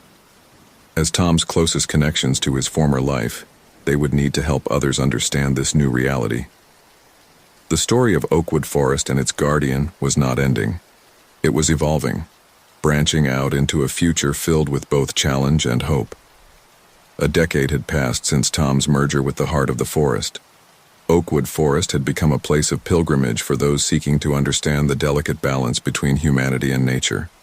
The eco-development had expanded, but always in harmony with the forest's needs. Sarah, now in her late 40s, had taken on the role of chief liaison between the forest and the outside world, while Dr. Emily Chen continued her groundbreaking research into the forest's unique properties. On this misty morning, Sarah stood at the base of the heart of the forest, her hand resting on its smooth bark. "Good morning, Tom," she said softly, a ritual she had maintained over the years. A gentle breeze rustled the leaves above her, and she smiled, feeling her brother's presence all around her. Suddenly the air shimmered, and a translucent figure materialized before her. "Tom, or rather a manifestation of his consciousness. "Sarah," the figure spoke, its voice a blend of rustling leaves and flowing water. "It's time." Sarah's heart raced. Time. For what, Tom? Before he could answer, Dr. Chen hurried into the clearing, her tablet clutched tightly in her hand. "Sarah, the sensors are going crazy. Something big is happening." Tom's manifestation turned to Emily. "The forest is evolving again, Emily, but this time it's not just Oakwood. It's happening everywhere." As if on cue, Sarah's phone began to buzz incessantly. News alerts flooded in from around the world. Reports of forests suddenly expanding, trees growing at impossible rates and plants reclaiming urban areas. "My God," Sarah breathed, scrolling through the reports. "It's a global phenomenon. But how?" Tom's form shimmered. "When I merged with the heart of the forest, it wasn't just Oakwood I connected with. I tapped into a global network, a consciousness that spans the entire planet. And now, that consciousness is awakening." Emily's scientific mind raced with the implications. "Are you saying that all the forests on Earth are communicating, acting as one?" Tom nodded. "Not just the forests, Emily.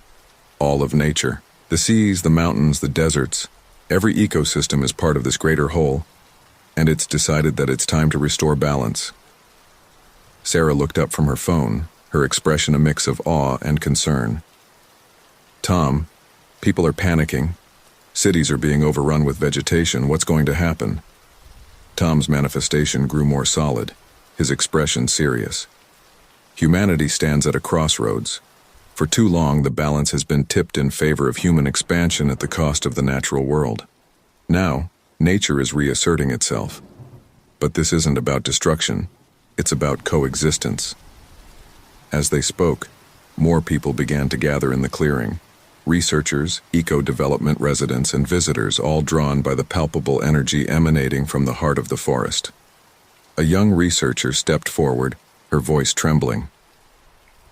"But what does this mean for us? For our cities? Our way of life?" Tom turned to address the growing crowd. "It means adaptation. The work we've done here at Oakwood, the harmony we've achieved between human progress and natural preservation, must now be implemented on a global scale. Quickly." Emily's eyes widened with realization. Our research, our sustainable technologies, they could be the key to navigating this change. Sarah nodded, a plan already forming in her mind. "We need to reach out to governments, to international organizations. We can help guide this transition." Tom's manifestation smiled. "Yes, that's exactly what's needed. Oakwood will serve as a model for the world. But be warned, not everyone will embrace this change. There will be resistance, fear, even violence." As if to underscore his point, Sarah's phone buzzed again. Reports were coming in of military forces being deployed in some countries to combat the rapidly expanding forests. "We can't let them fight this," Sarah said firmly. "It'll only make things worse." Tom nodded gravely. "Your role is crucial now, Sarah. You must be the voice of reason, the bridge between humanity and nature. Help them understand that this isn't an invasion. It's an invitation to a new way of living." Emily stepped forward, determination etched on her face. "I'll coordinate with scientific communities worldwide. We'll fast-track the implementation of our sustainable technologies." The young researcher who had spoken earlier raised her hand. "What can the rest of us do?" Tom's manifestation expanded, encompassing the entire group. "Spread the word. Show people that coexistence is possible, that harmony with nature doesn't mean the end of progress. It's the key to our survival and prosperity." As the group dispersed, energized with purpose, Sarah turned back to Tom. "I'm scared, Tom. The world is changing so fast. What if we can't adapt in time?" Tom's form shimmered, leaves and light swirling together. "Have faith, Sarah. Humanity has an incredible capacity for change when it's needed most. And remember, you're not alone in this. The consciousness of the entire natural world is behind you. He gestured to the heart of the forest, which was now pulsing with a soft, green light. This is no longer just about Oakwood. The entire planet is becoming one interconnected ecosystem, and every person has the potential to be a guardian just as I was. Sarah straightened, feeling the weight of responsibility on her shoulders. I understand. We'll do whatever it takes to help the world through this transition. As Tom's manifestation faded back into the forest, Sarah and Emily exchanged determined looks. They knew that the challenges ahead were immense, but so were the possibilities.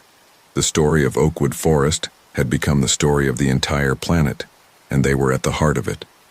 The wind picked up, carrying with it the scents and sounds of a world in transformation. In that moment, Sarah felt more connected to her brother, to the forest, and to the earth itself than ever before.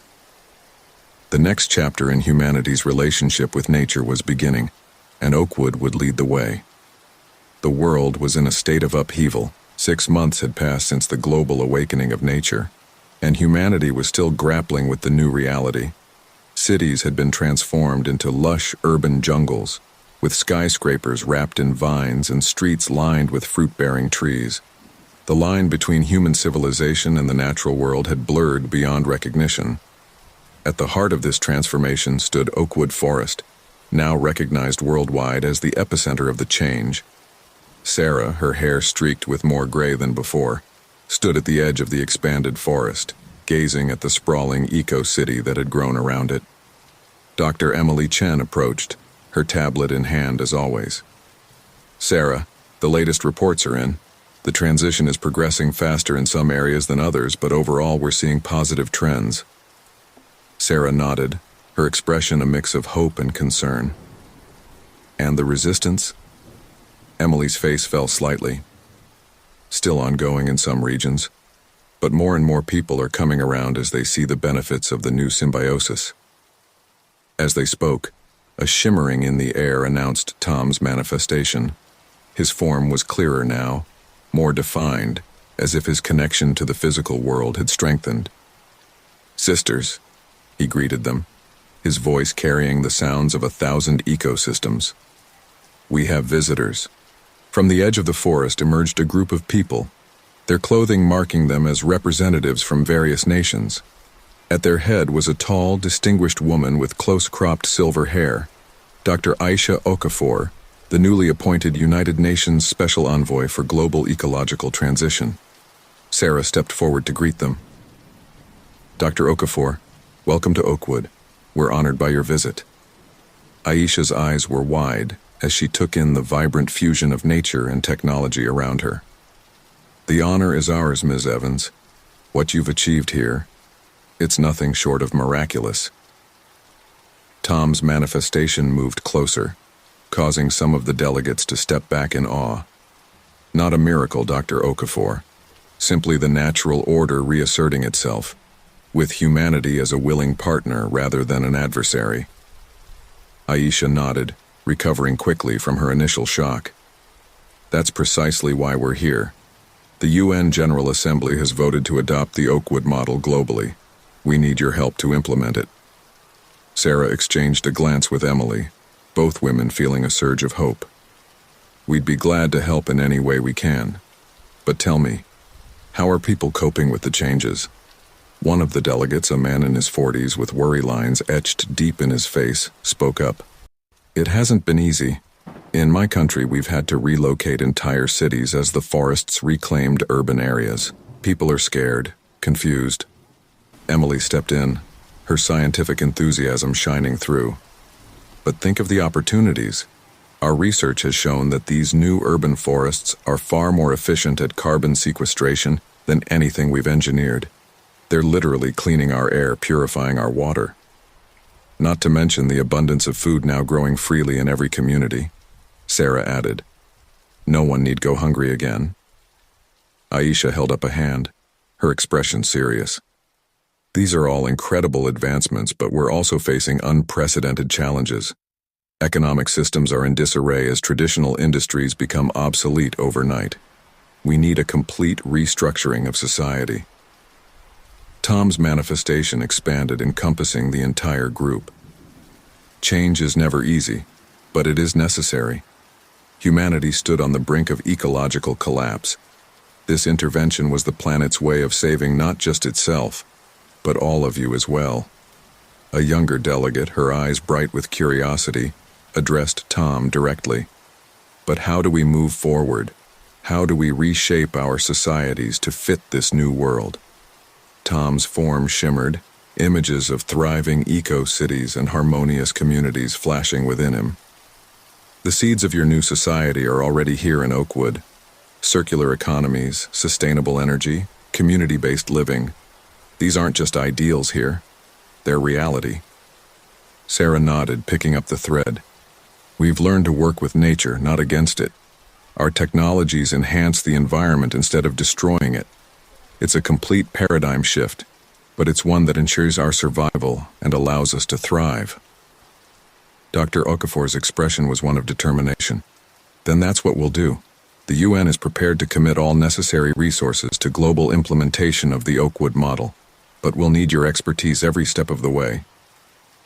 As the group continued their discussion, delving into the intricacies of global transformation, a commotion at the edge of the gathering caught their attention. A group of children, their laughter ringing out, were playing in a newly grown grove, their bodies seeming to shimmer as they moved in perfect harmony with the plants around them.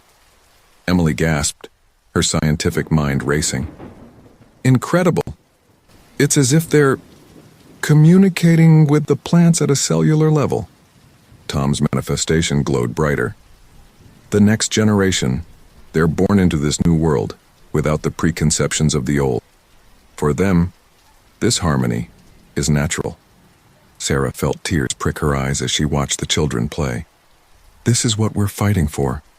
A world where humanity and nature are no longer separate, but part of a greater whole.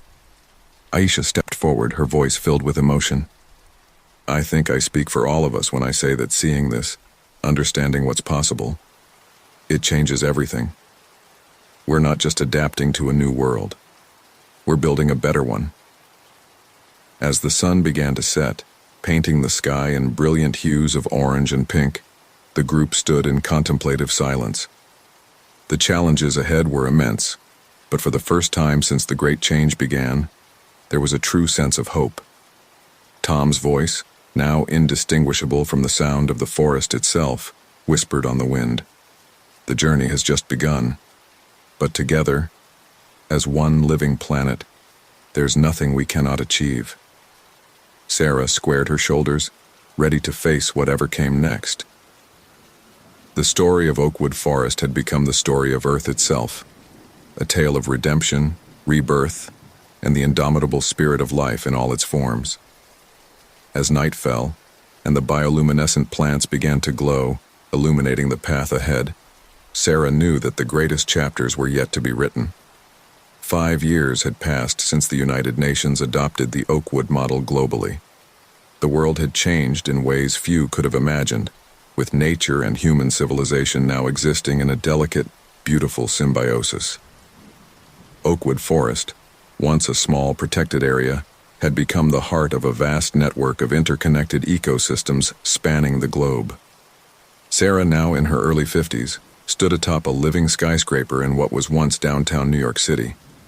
The building, like all structures in this new world, was a fusion of organic material and sustainable technology. Vines and flowers cascaded down its sides while solar panels and wind turbines seamlessly integrated into its leafy crown. It's still hard to believe sometimes, she murmured, gazing out at the transformed cityscape. Beside her, Dr. Emily Chen nodded, her tablet displaying real-time data on the city's ecosystem. The rate of adaptation has been nothing short of miraculous. Air quality is at pre-industrial levels, and biodiversity in urban areas has increased by 500%. A shimmering in the air announced Tom's arrival. His manifestation had evolved over the years, now appearing as a translucent, humanoid figure composed of swirling leaves and light. Sisters, he greeted them, his voice carrying the whispers of 1,000 ecosystems. We have a situation developing. Sarah's brow furrowed with concern. What's wrong, Tom? Before he could answer, the door to the rooftop garden burst open. A young woman in her early 20s with vibrant green eyes that seemed to glow with an inner light rushed towards them. "Aunt Sarah, Dr. Chen," she called out, slightly out of breath. "You need to see this." Sarah recognized her niece, Lily, who had grown up in this new world and possessed an innate connection to nature that still amazed her. "Lily, what's happening?" Lily held out her hand, and a holographic display sprang to life above her palm. "It's the Antarctica project. Something unexpected is happening." The image showed the once barren continent of Antarctica, now a lush green landscape. But as they watched, strange crystalline structures began to emerge from the ice caps, growing at an impossible rate. Emily leaned in, her scientific curiosity piqued. "Fascinating. It's as if the ice itself is evolving, adapting to the new conditions." Tom's manifestation flickered, his expression unreadable. "It's more than that. The Earth is entering a new phase of transformation. The changes we've seen so far were just the beginning." Sarah felt a chill run down her spine, despite the warm summer air. "What does that mean, Tom? Are we in danger?" Tom shook his head, leaves swirling around him. "Not danger, but challenge. The planet is creating new forms of life, new ecosystems that we can barely comprehend. Humanity must be ready to adapt once again." Lily's eyes widened with excitement. "New forms of life? You mean like brand new species?" "More than that," Tom replied. "Entirely new kingdoms of life beyond plants and animals. The crystalline structures you see are just the first manifestation." Emily was already tapping furiously on her tablet. "I'm contacting the Global Science Consortium. We need to assemble a team to study this phenomenon immediately." Sarah nodded, her mind racing with the implications. "I'll reach out to the UN. If this is happening in Antarctica, it could be occurring in other remote areas as well. We need a coordinated global response." As they spoke, Lily had closed her eyes, her brow furrowed in concentration. Suddenly she gasped, her eyes flying open. "I can feel them," she exclaimed. "The new life forms. They're trying to communicate." Tom's manifestation grew brighter. "Yes, Lily. The children born after the Great Change, like you, have a deeper connection to the planet's consciousness. You will be the bridge between humanity and these new forms of life." Sarah placed a hand on her niece's shoulder, a mix of pride and concern washing over her. "Lily, are you sure you're ready for this? It's a huge responsibility." Lily stood tall, her green eyes flashing with determination. "I've been preparing for this my whole life, Aunt Sarah. We all have. This is the next step in our evolution as a planet." Emily looked up from her tablet. "The consortium is mobilizing. Teams are being dispatched to Antarctica and other potential hotspots, but they're going to need guides who can communicate with these new life forms." Tom nodded. "Lily won't be alone. All around the world, young people are awakening to their abilities. They will be the pioneers of this new frontier." Sarah took a deep breath, squaring her shoulders. "Then we need to prepare them. Schools, training programs, support systems. We need to set it all up, and fast." As they discussed plans and made calls, the sun began to set over the living city. The bioluminescent plants that had become a common sight in urban areas started to glow, bathing the rooftop in a soft, ethereal light. Lily walked to the edge of the roof, gazing out at the horizon. "It's beautiful, isn't it?" she said softly. "A world where every living thing is connected, where the boundaries between different forms of life blur and merge." Sarah joined her niece, putting an arm around her shoulders. "It is beautiful, and a little terrifying. We're venturing into the unknown, facing challenges we can't even imagine yet." Tom's manifestation expanded, encompassing all of them. "But you won't face them alone. The consciousness of the entire planet is with you, guiding you. The story of Oakwood Forest has become the story of Earth, and now it's expanding to include new chapters we have yet to write." As night fell, the group stood together, watching the glowing city below.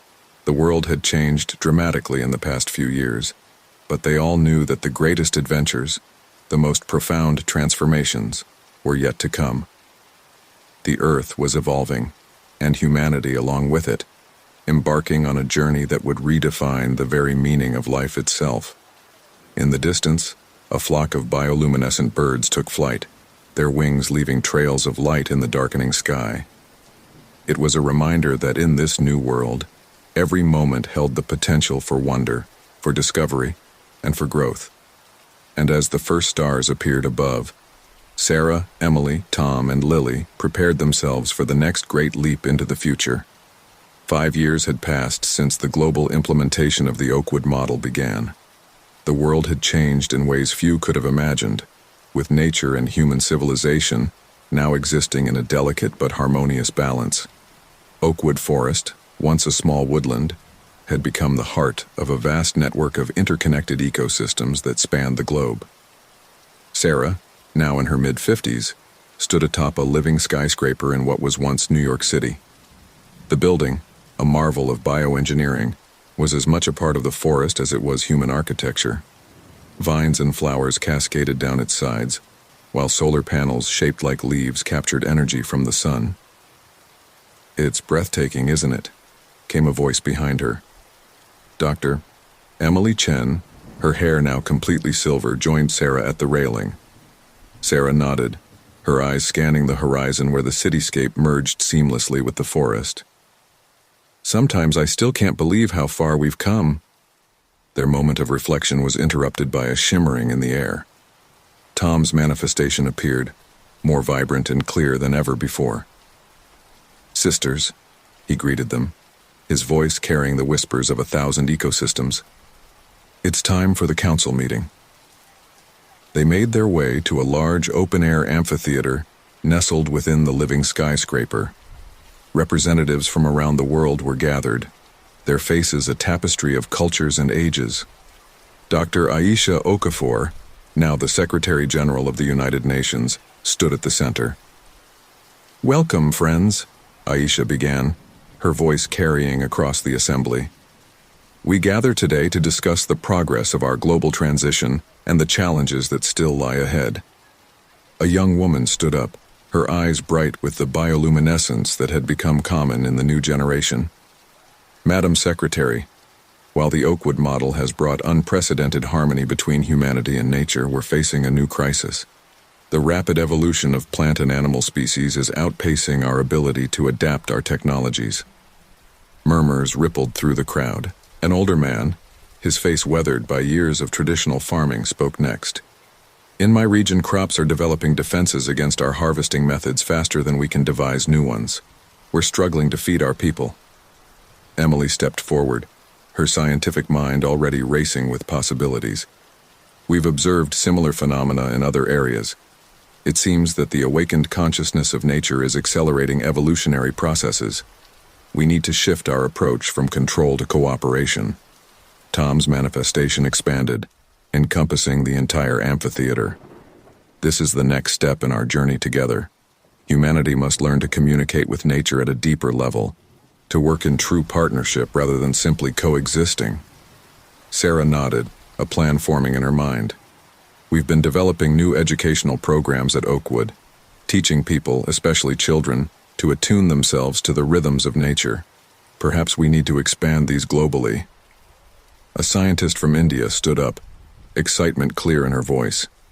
"We've been experimenting with direct neural interfaces that allow humans to perceive plant communication.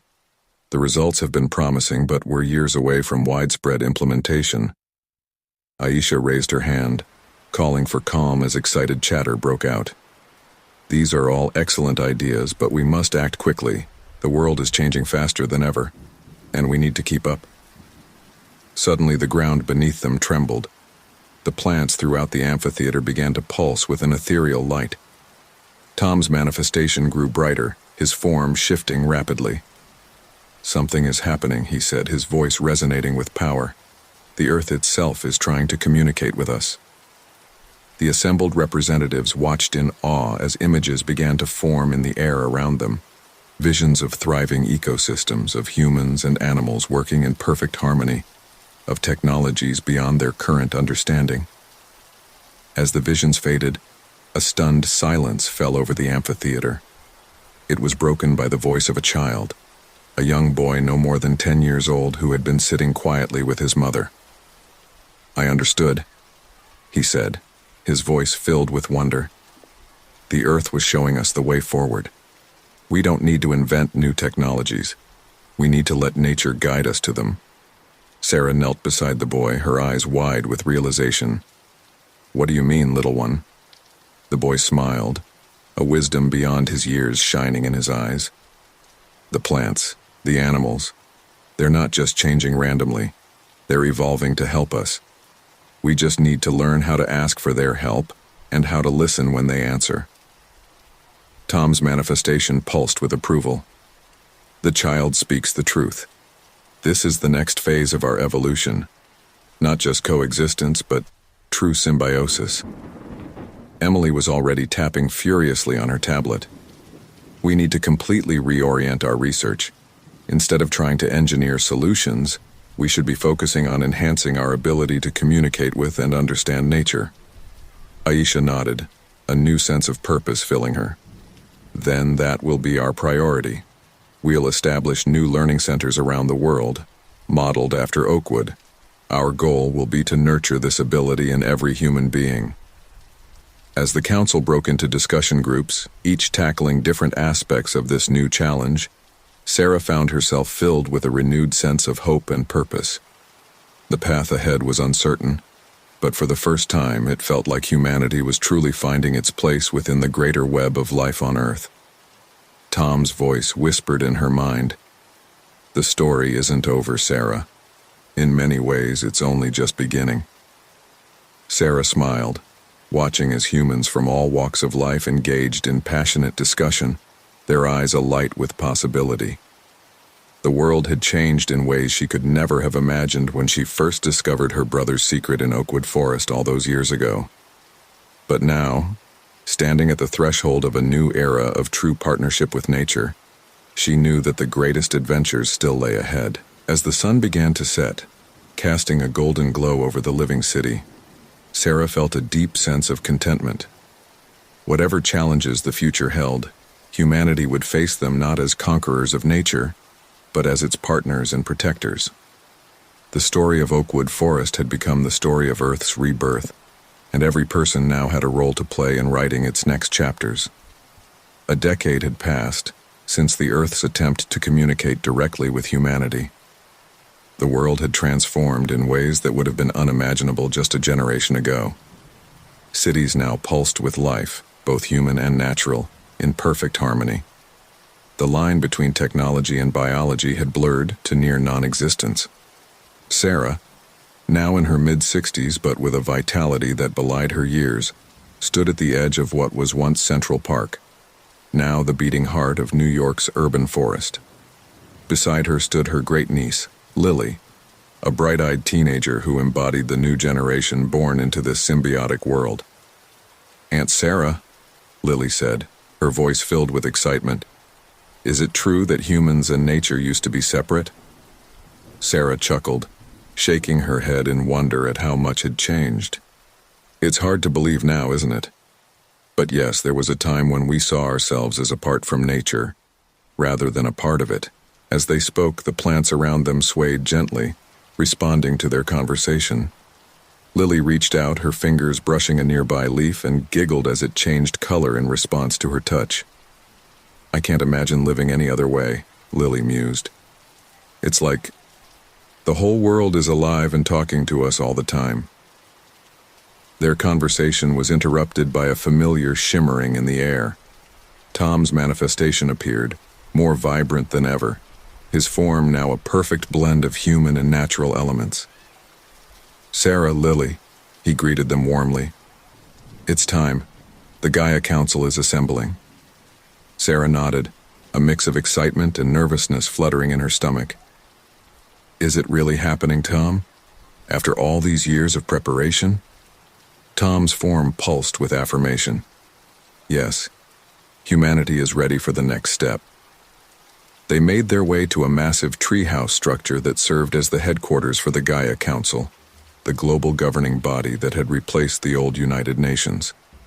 Representatives from every corner of the world were gathered, their appearances as diverse as the ecosystems they represented.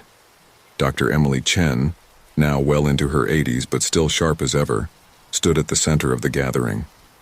Her weathered hands manipulated a holographic display showing a complex network of energy patterns spanning the globe.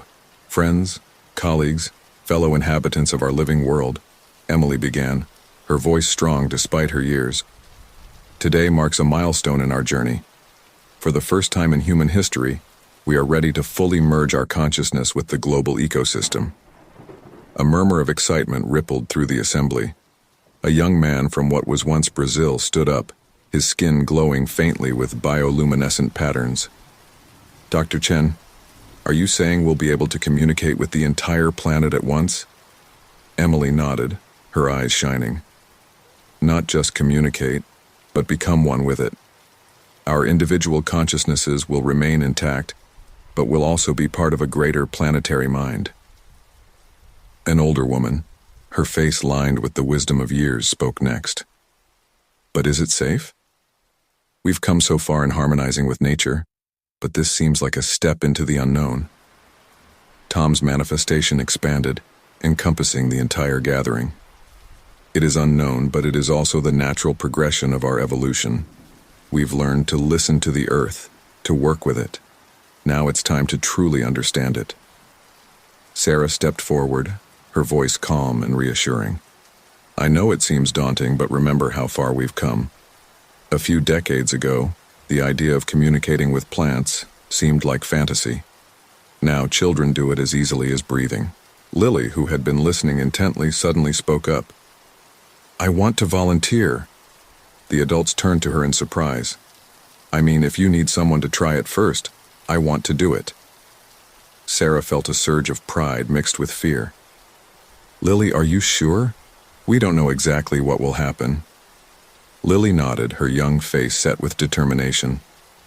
"I'm sure, Aunt Sarah, I've grown up in this world. I'm ready for whatever comes next." Emily and Tom exchanged a look, then nodded in agreement. "Very well," Emily said. "Lily will be our first volunteer, but she won't go alone. I propose that we, the founding members of the Gaia Council, join her in this first communion." The assembly erupted in discussion, a mix of excitement and apprehension. As the debate continued, Sarah pulled Lily aside. "Are you absolutely certain about this?" she asked, searching her great-niece's eyes. Lily smiled, squeezing Sarah's hand. "I am. This is what we've been working towards my whole life, isn't it? A true partnership with the Earth. I want to be part of making that happen." As the sun began to set, casting a golden glow over the living city, preparations were made. In the center of the treehouse, a circle of bioengineered pods had been grown, each connected to the vast network of roots and mycelium that spanned the globe. Sarah, Emily, Tom's manifestation, Lily, and a handful of other council members each stepped into a pod.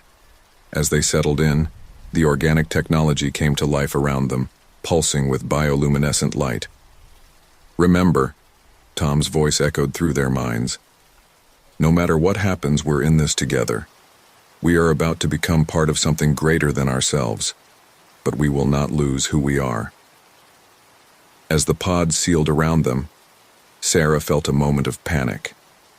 But then she felt Lily's calm presence beside her and she relaxed. Whatever came next, they would face it as one, not just as a family or a species, but as part of the living Earth itself. The air hummed with energy as the connection began to form. In that moment, on the precipice of a new era of human evolution, Sarah thought back to the day she first discovered Tom's secret in Oakwood Forest. How far they had come, and yet, in many ways, the real journey was only just beginning.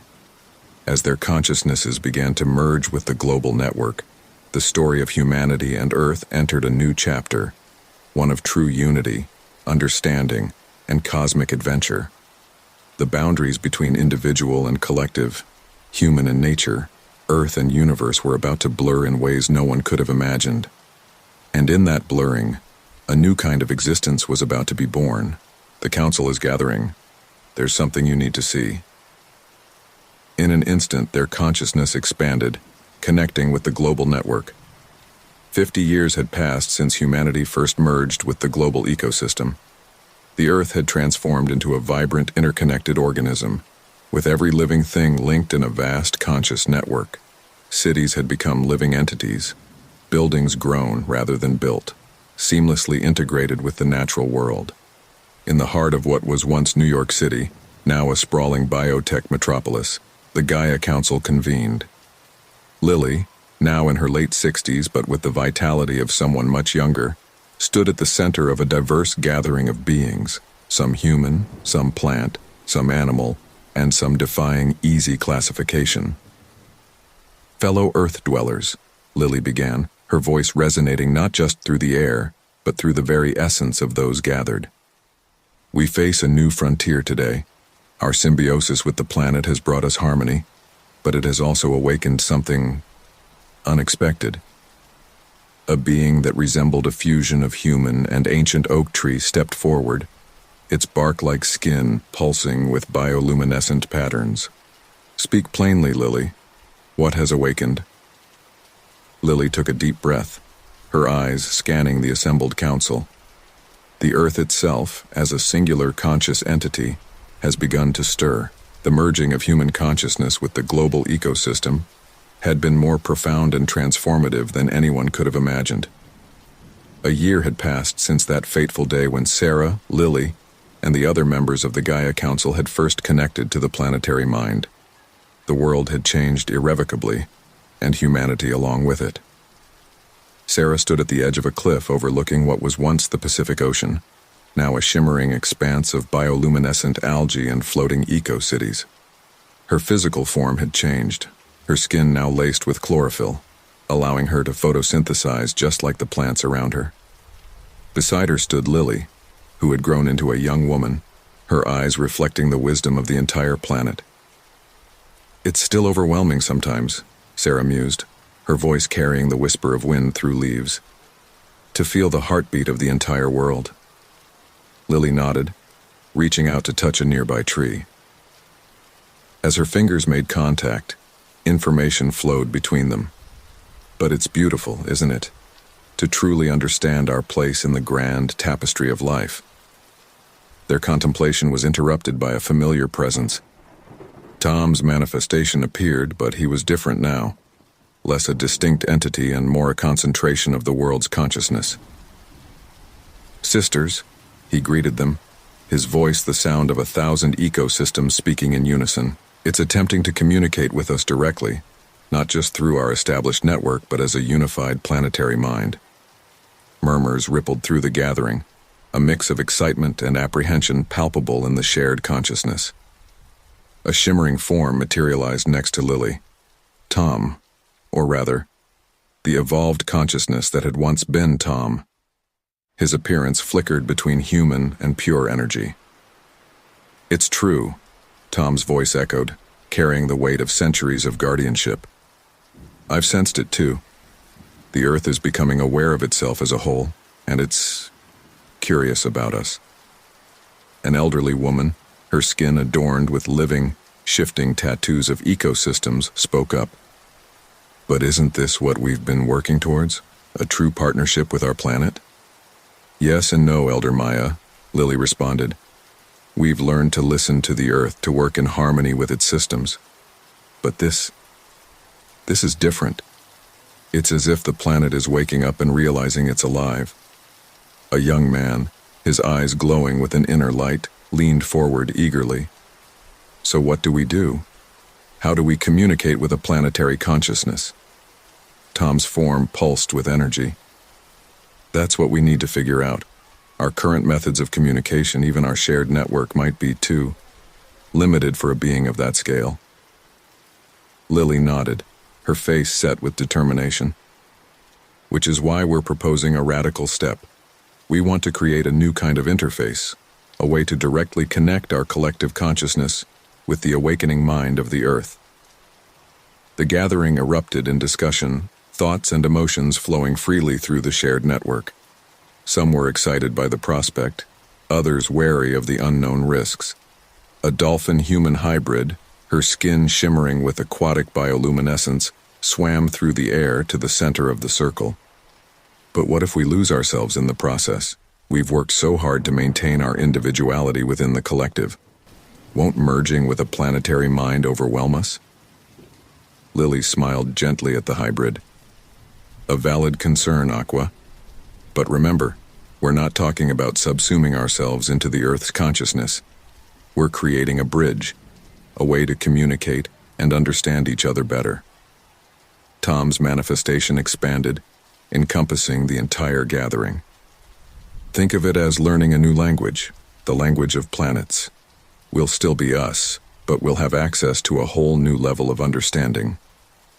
An ancient sequoia, its consciousness transferred into a mobile form millennia ago, creaked as it spoke. I have lived for thousands of years, and never did I imagine I would see such a day. Count me in support of this endeavor.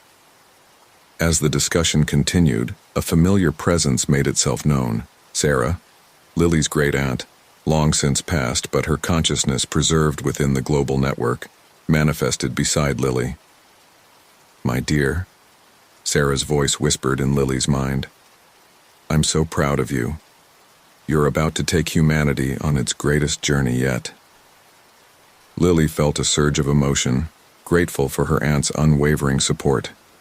She turned back to the council, her voice clear and resolute. Then it's decided. We'll begin work on the planetary interface immediately, but we'll need volunteers to be the first to attempt communication. To her surprise, nearly every being in the gathering stepped forward, their thoughts resonating with a unified purpose. The excitement was palpable, a sense of standing on the brink of something monumental. As the council dispersed to begin preparations, Lily found herself alone with Tom's manifestation. Are we ready for this, Tom? She asked, a hint of her old uncertainty creeping into her voice. Tom's form shimmered, a smile evident in his energy. Ready? Lily, we've been preparing for this moment since the day you first volunteered to merge with the global network. This is the culmination of everything we've worked for. Lily nodded, feeling the weight of responsibility but also the thrill of discovery, as she gazed out over the living city. Watching as humans and nature coexisted in perfect harmony, she knew that whatever came next, they would face it together. The sun began to set, casting a golden glow over the bio-integrated skyline. In the fading light, Lily could almost see the pulse of the Earth's awakening consciousness, a gentle thrumming that seemed to resonate with her very being. Tomorrow, they would begin building the bridge between humanity and the living planet they called home. A new chapter in Earth's story was about to unfold, and Lily couldn't wait to see what wonders it would bring. The day had finally arrived. After months of preparation, the Gaia Council was ready to attempt the first direct communication with the awakening planetary consciousness. The air thrummed with anticipation as Lily, now nearing her 70s but with the vitality of someone half her age, stood before the gathered representatives of Earth's myriad life forms. The location chosen for this momentous event was a vast chamber deep within the living megastructure that had once been New York City. Bioluminescent plants pulsed in rhythm with the collective heartbeat of those assembled, casting an ethereal glow over the proceedings. Lily took a deep breath, her voice carrying to every corner of the chamber and beyond, through the global network. Friends, fellow Earth dwellers, today we stand on the brink of a new era. We are about to attempt something never before conceived, direct dialogue with the living consciousness of our planet. A murmur rippled through the assembly, a mixture of excitement and apprehension palpable in the shared mind space. Tom's manifestation shimmered into view beside Lily, his form a swirling eddy of energy and light. We've prepared as best we can, but we must remember that we are stepping into the unknown. Be ready for anything. A young woman with leaves growing from her skin stepped forward, her voice trembling slightly. But what if the Earth doesn't want to talk to us? What if we're just a fleeting irritation to something so vast? Lily smiled gently at the plant-human hybrid. Flora, that's a fear we've all grappled with. But remember, we are part of the Earth. Its awakening consciousness includes us. We're not separate entities trying to communicate. We're parts of a whole reaching for greater understanding. An elderly man, his skin shimmering with the iridescence of butterfly wings, spoke next. How will this communication happen? Will we all experience it? Tom's form pulsed as he responded. We've created a special interface, a merger of organic technology and the global network. A small group of volunteers will initiate the contact, but their experience will be shared with all of us through the network. We'll all be part of this, just at different levels of immersion. Lily nodded, gesturing to a group of beings gathered near a pulsing organic structure that looked like a cross between a giant flower and a neural network. Our volunteers are ready. Shall we begin? A chorus of agreement echoed through the chamber, both vocally and through the shared consciousness. As the volunteers approached the interface, a familiar presence manifested beside Lily. Sarah, her great-aunt's consciousness preserved in the network, whispered in her mind, "I never imagined all those years ago in Oakwood Forest that we'd come this far. You've done wonderfully, my dear." Lily felt a surge of emotion, grateful for her aunt's enduring support. She turned her attention back to the volunteers as they settled into the organic pods of the interface. "Remember," Lily called out, her voice steady despite her racing heart, "you're not just individuals anymore. You carry with you the hopes, dreams, and consciousness of our entire world. Be open, be brave, and most importantly, listen." The volunteers, a diverse group including humans, plant hybrids, and even a cetacean consciousness housed in a mobile aquatic unit, signaled their readiness. The chamber fell silent as the interface hummed to life, tendrils of bioluminescent energy enveloping the volunteers. For a moment, nothing seemed to happen. Then suddenly, a gasp rippled through the collective consciousness. The volunteers' eyes flew open, glowing with an inner light that seemed to contain galaxies. "It's vast," one of them whispered, her voice echoing strangely. "So much older than we imagined, and yet young in its awakening." Another volunteer, his form shimmering between human and pure energy, spoke next. "It knows us, all of us, every life that's ever been, every stone, every drop of water. We are its dream, and it's finally waking up." The chamber erupted in a cacophony of emotions and thoughts as the experiences of the volunteers flowed through the shared network. Joy, awe, fear, and wonder mingled in an overwhelming tide of sensation. Lily felt tears streaming down her face as the magnitude of the moment washed over her. This was beyond anything they had imagined. Not just communication, but communion with the living planet itself. As the initial shock subsided, one of the volunteers, a tree-like being, spoke in a voice that seemed to carry the weight of continents. "It has a message for us, for all of us." The assembly held its collective breath, every being connected to the network waiting in anticipation. "We are not alone," the volunteer intoned, his voice resonating with a power beyond his own. "Earth is awakening, yes, but it's also remembering. There are others out there, other living planets, other awakened worlds, and they're reaching out to us." A stunned silence fell over the chamber, broken only by the pulsing hum of the interface. The implications were staggering. Not only had they achieved communication with their own planet, but they had stumbled upon the existence of a wider cosmic community of conscious worlds. The starship Gaia, a living vessel grown from Earth's own essence, glided through the cosmos. Within its organic chambers, a delegation of Earth's representatives prepared for their first official meeting with the Galactic Council. It had been 5 years since Earth had accepted the invitation to join the interstellar community, and now they were about to take their place among the stars. Lily, her form now a shimmering blend of energy and matter, stood at the ship's neural interface. Beside her, Tom's manifestation pulsed with anticipation. "Are you ready?" Tom asked, his voice resonating through the ship's living systems. Lily took a deep breath, feeling the combined excitement and nervousness of the entire delegation flowing through her. "As ready as we'll ever be," It's not every day you represent an entire planet to a galactic civilization. A chime resonated through the ship, signaling their approach to the Galactic Council station. The delegation gathered in the central chamber, a diverse group of beings that showcased Earth's unique evolution.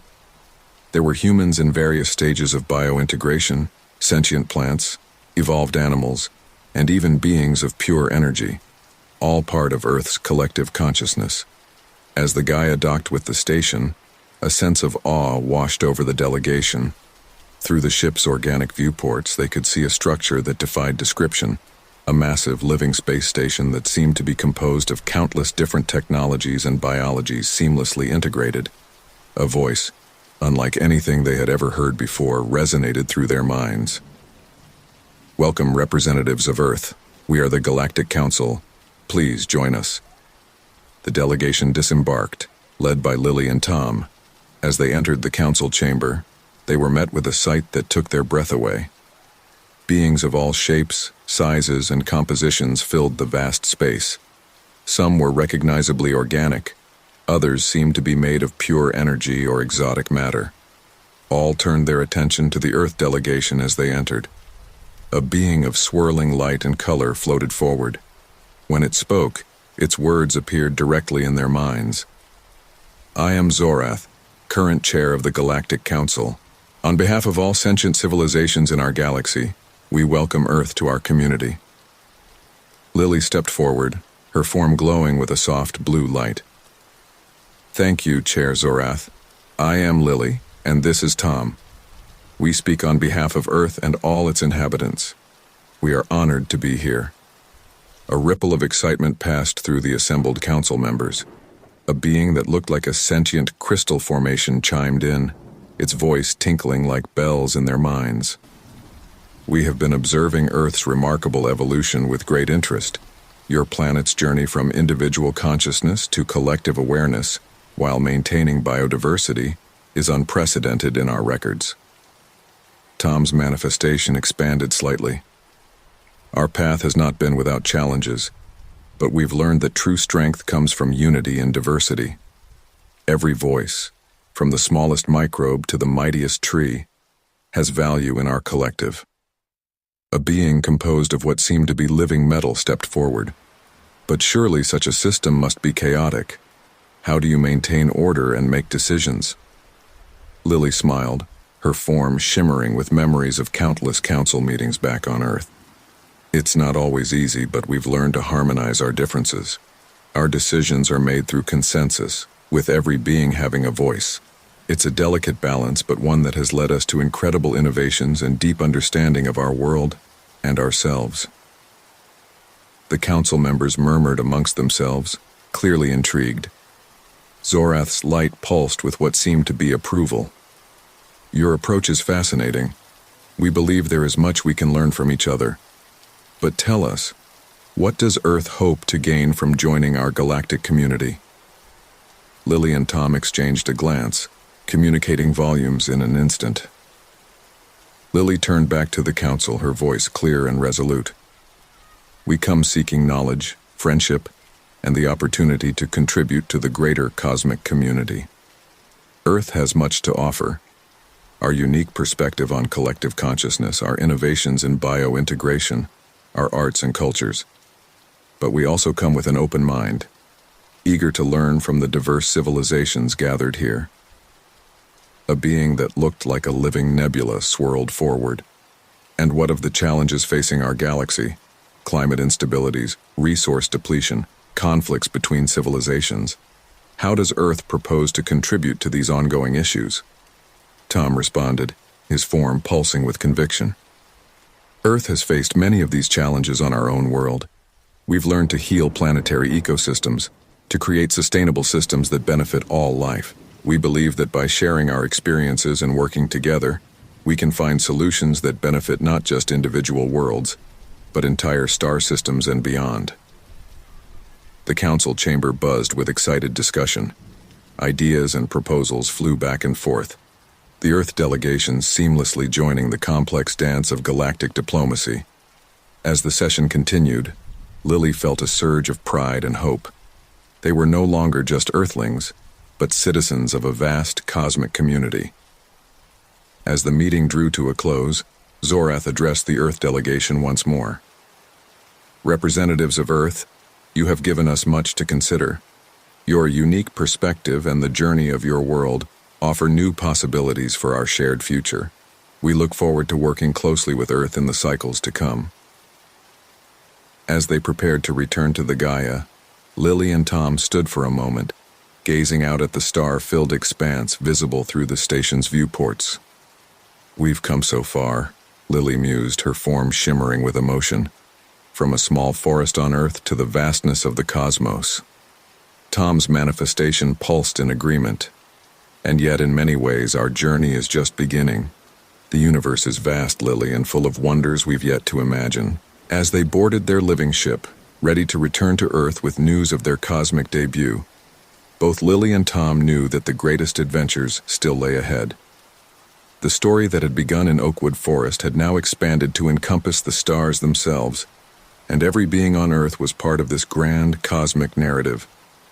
The Gaia disengaged from the station, its organic systems humming with excitement. As they set course for home, the Earth delegation carried with them the promise of a new era, one of galactic cooperation, discovery, and endless possibilities. The next chapter in Earth's incredible journey was about to unfold, and the entire planet, now a singular conscious entity, thrummed with anticipation of the wonders that awaited them among the stars.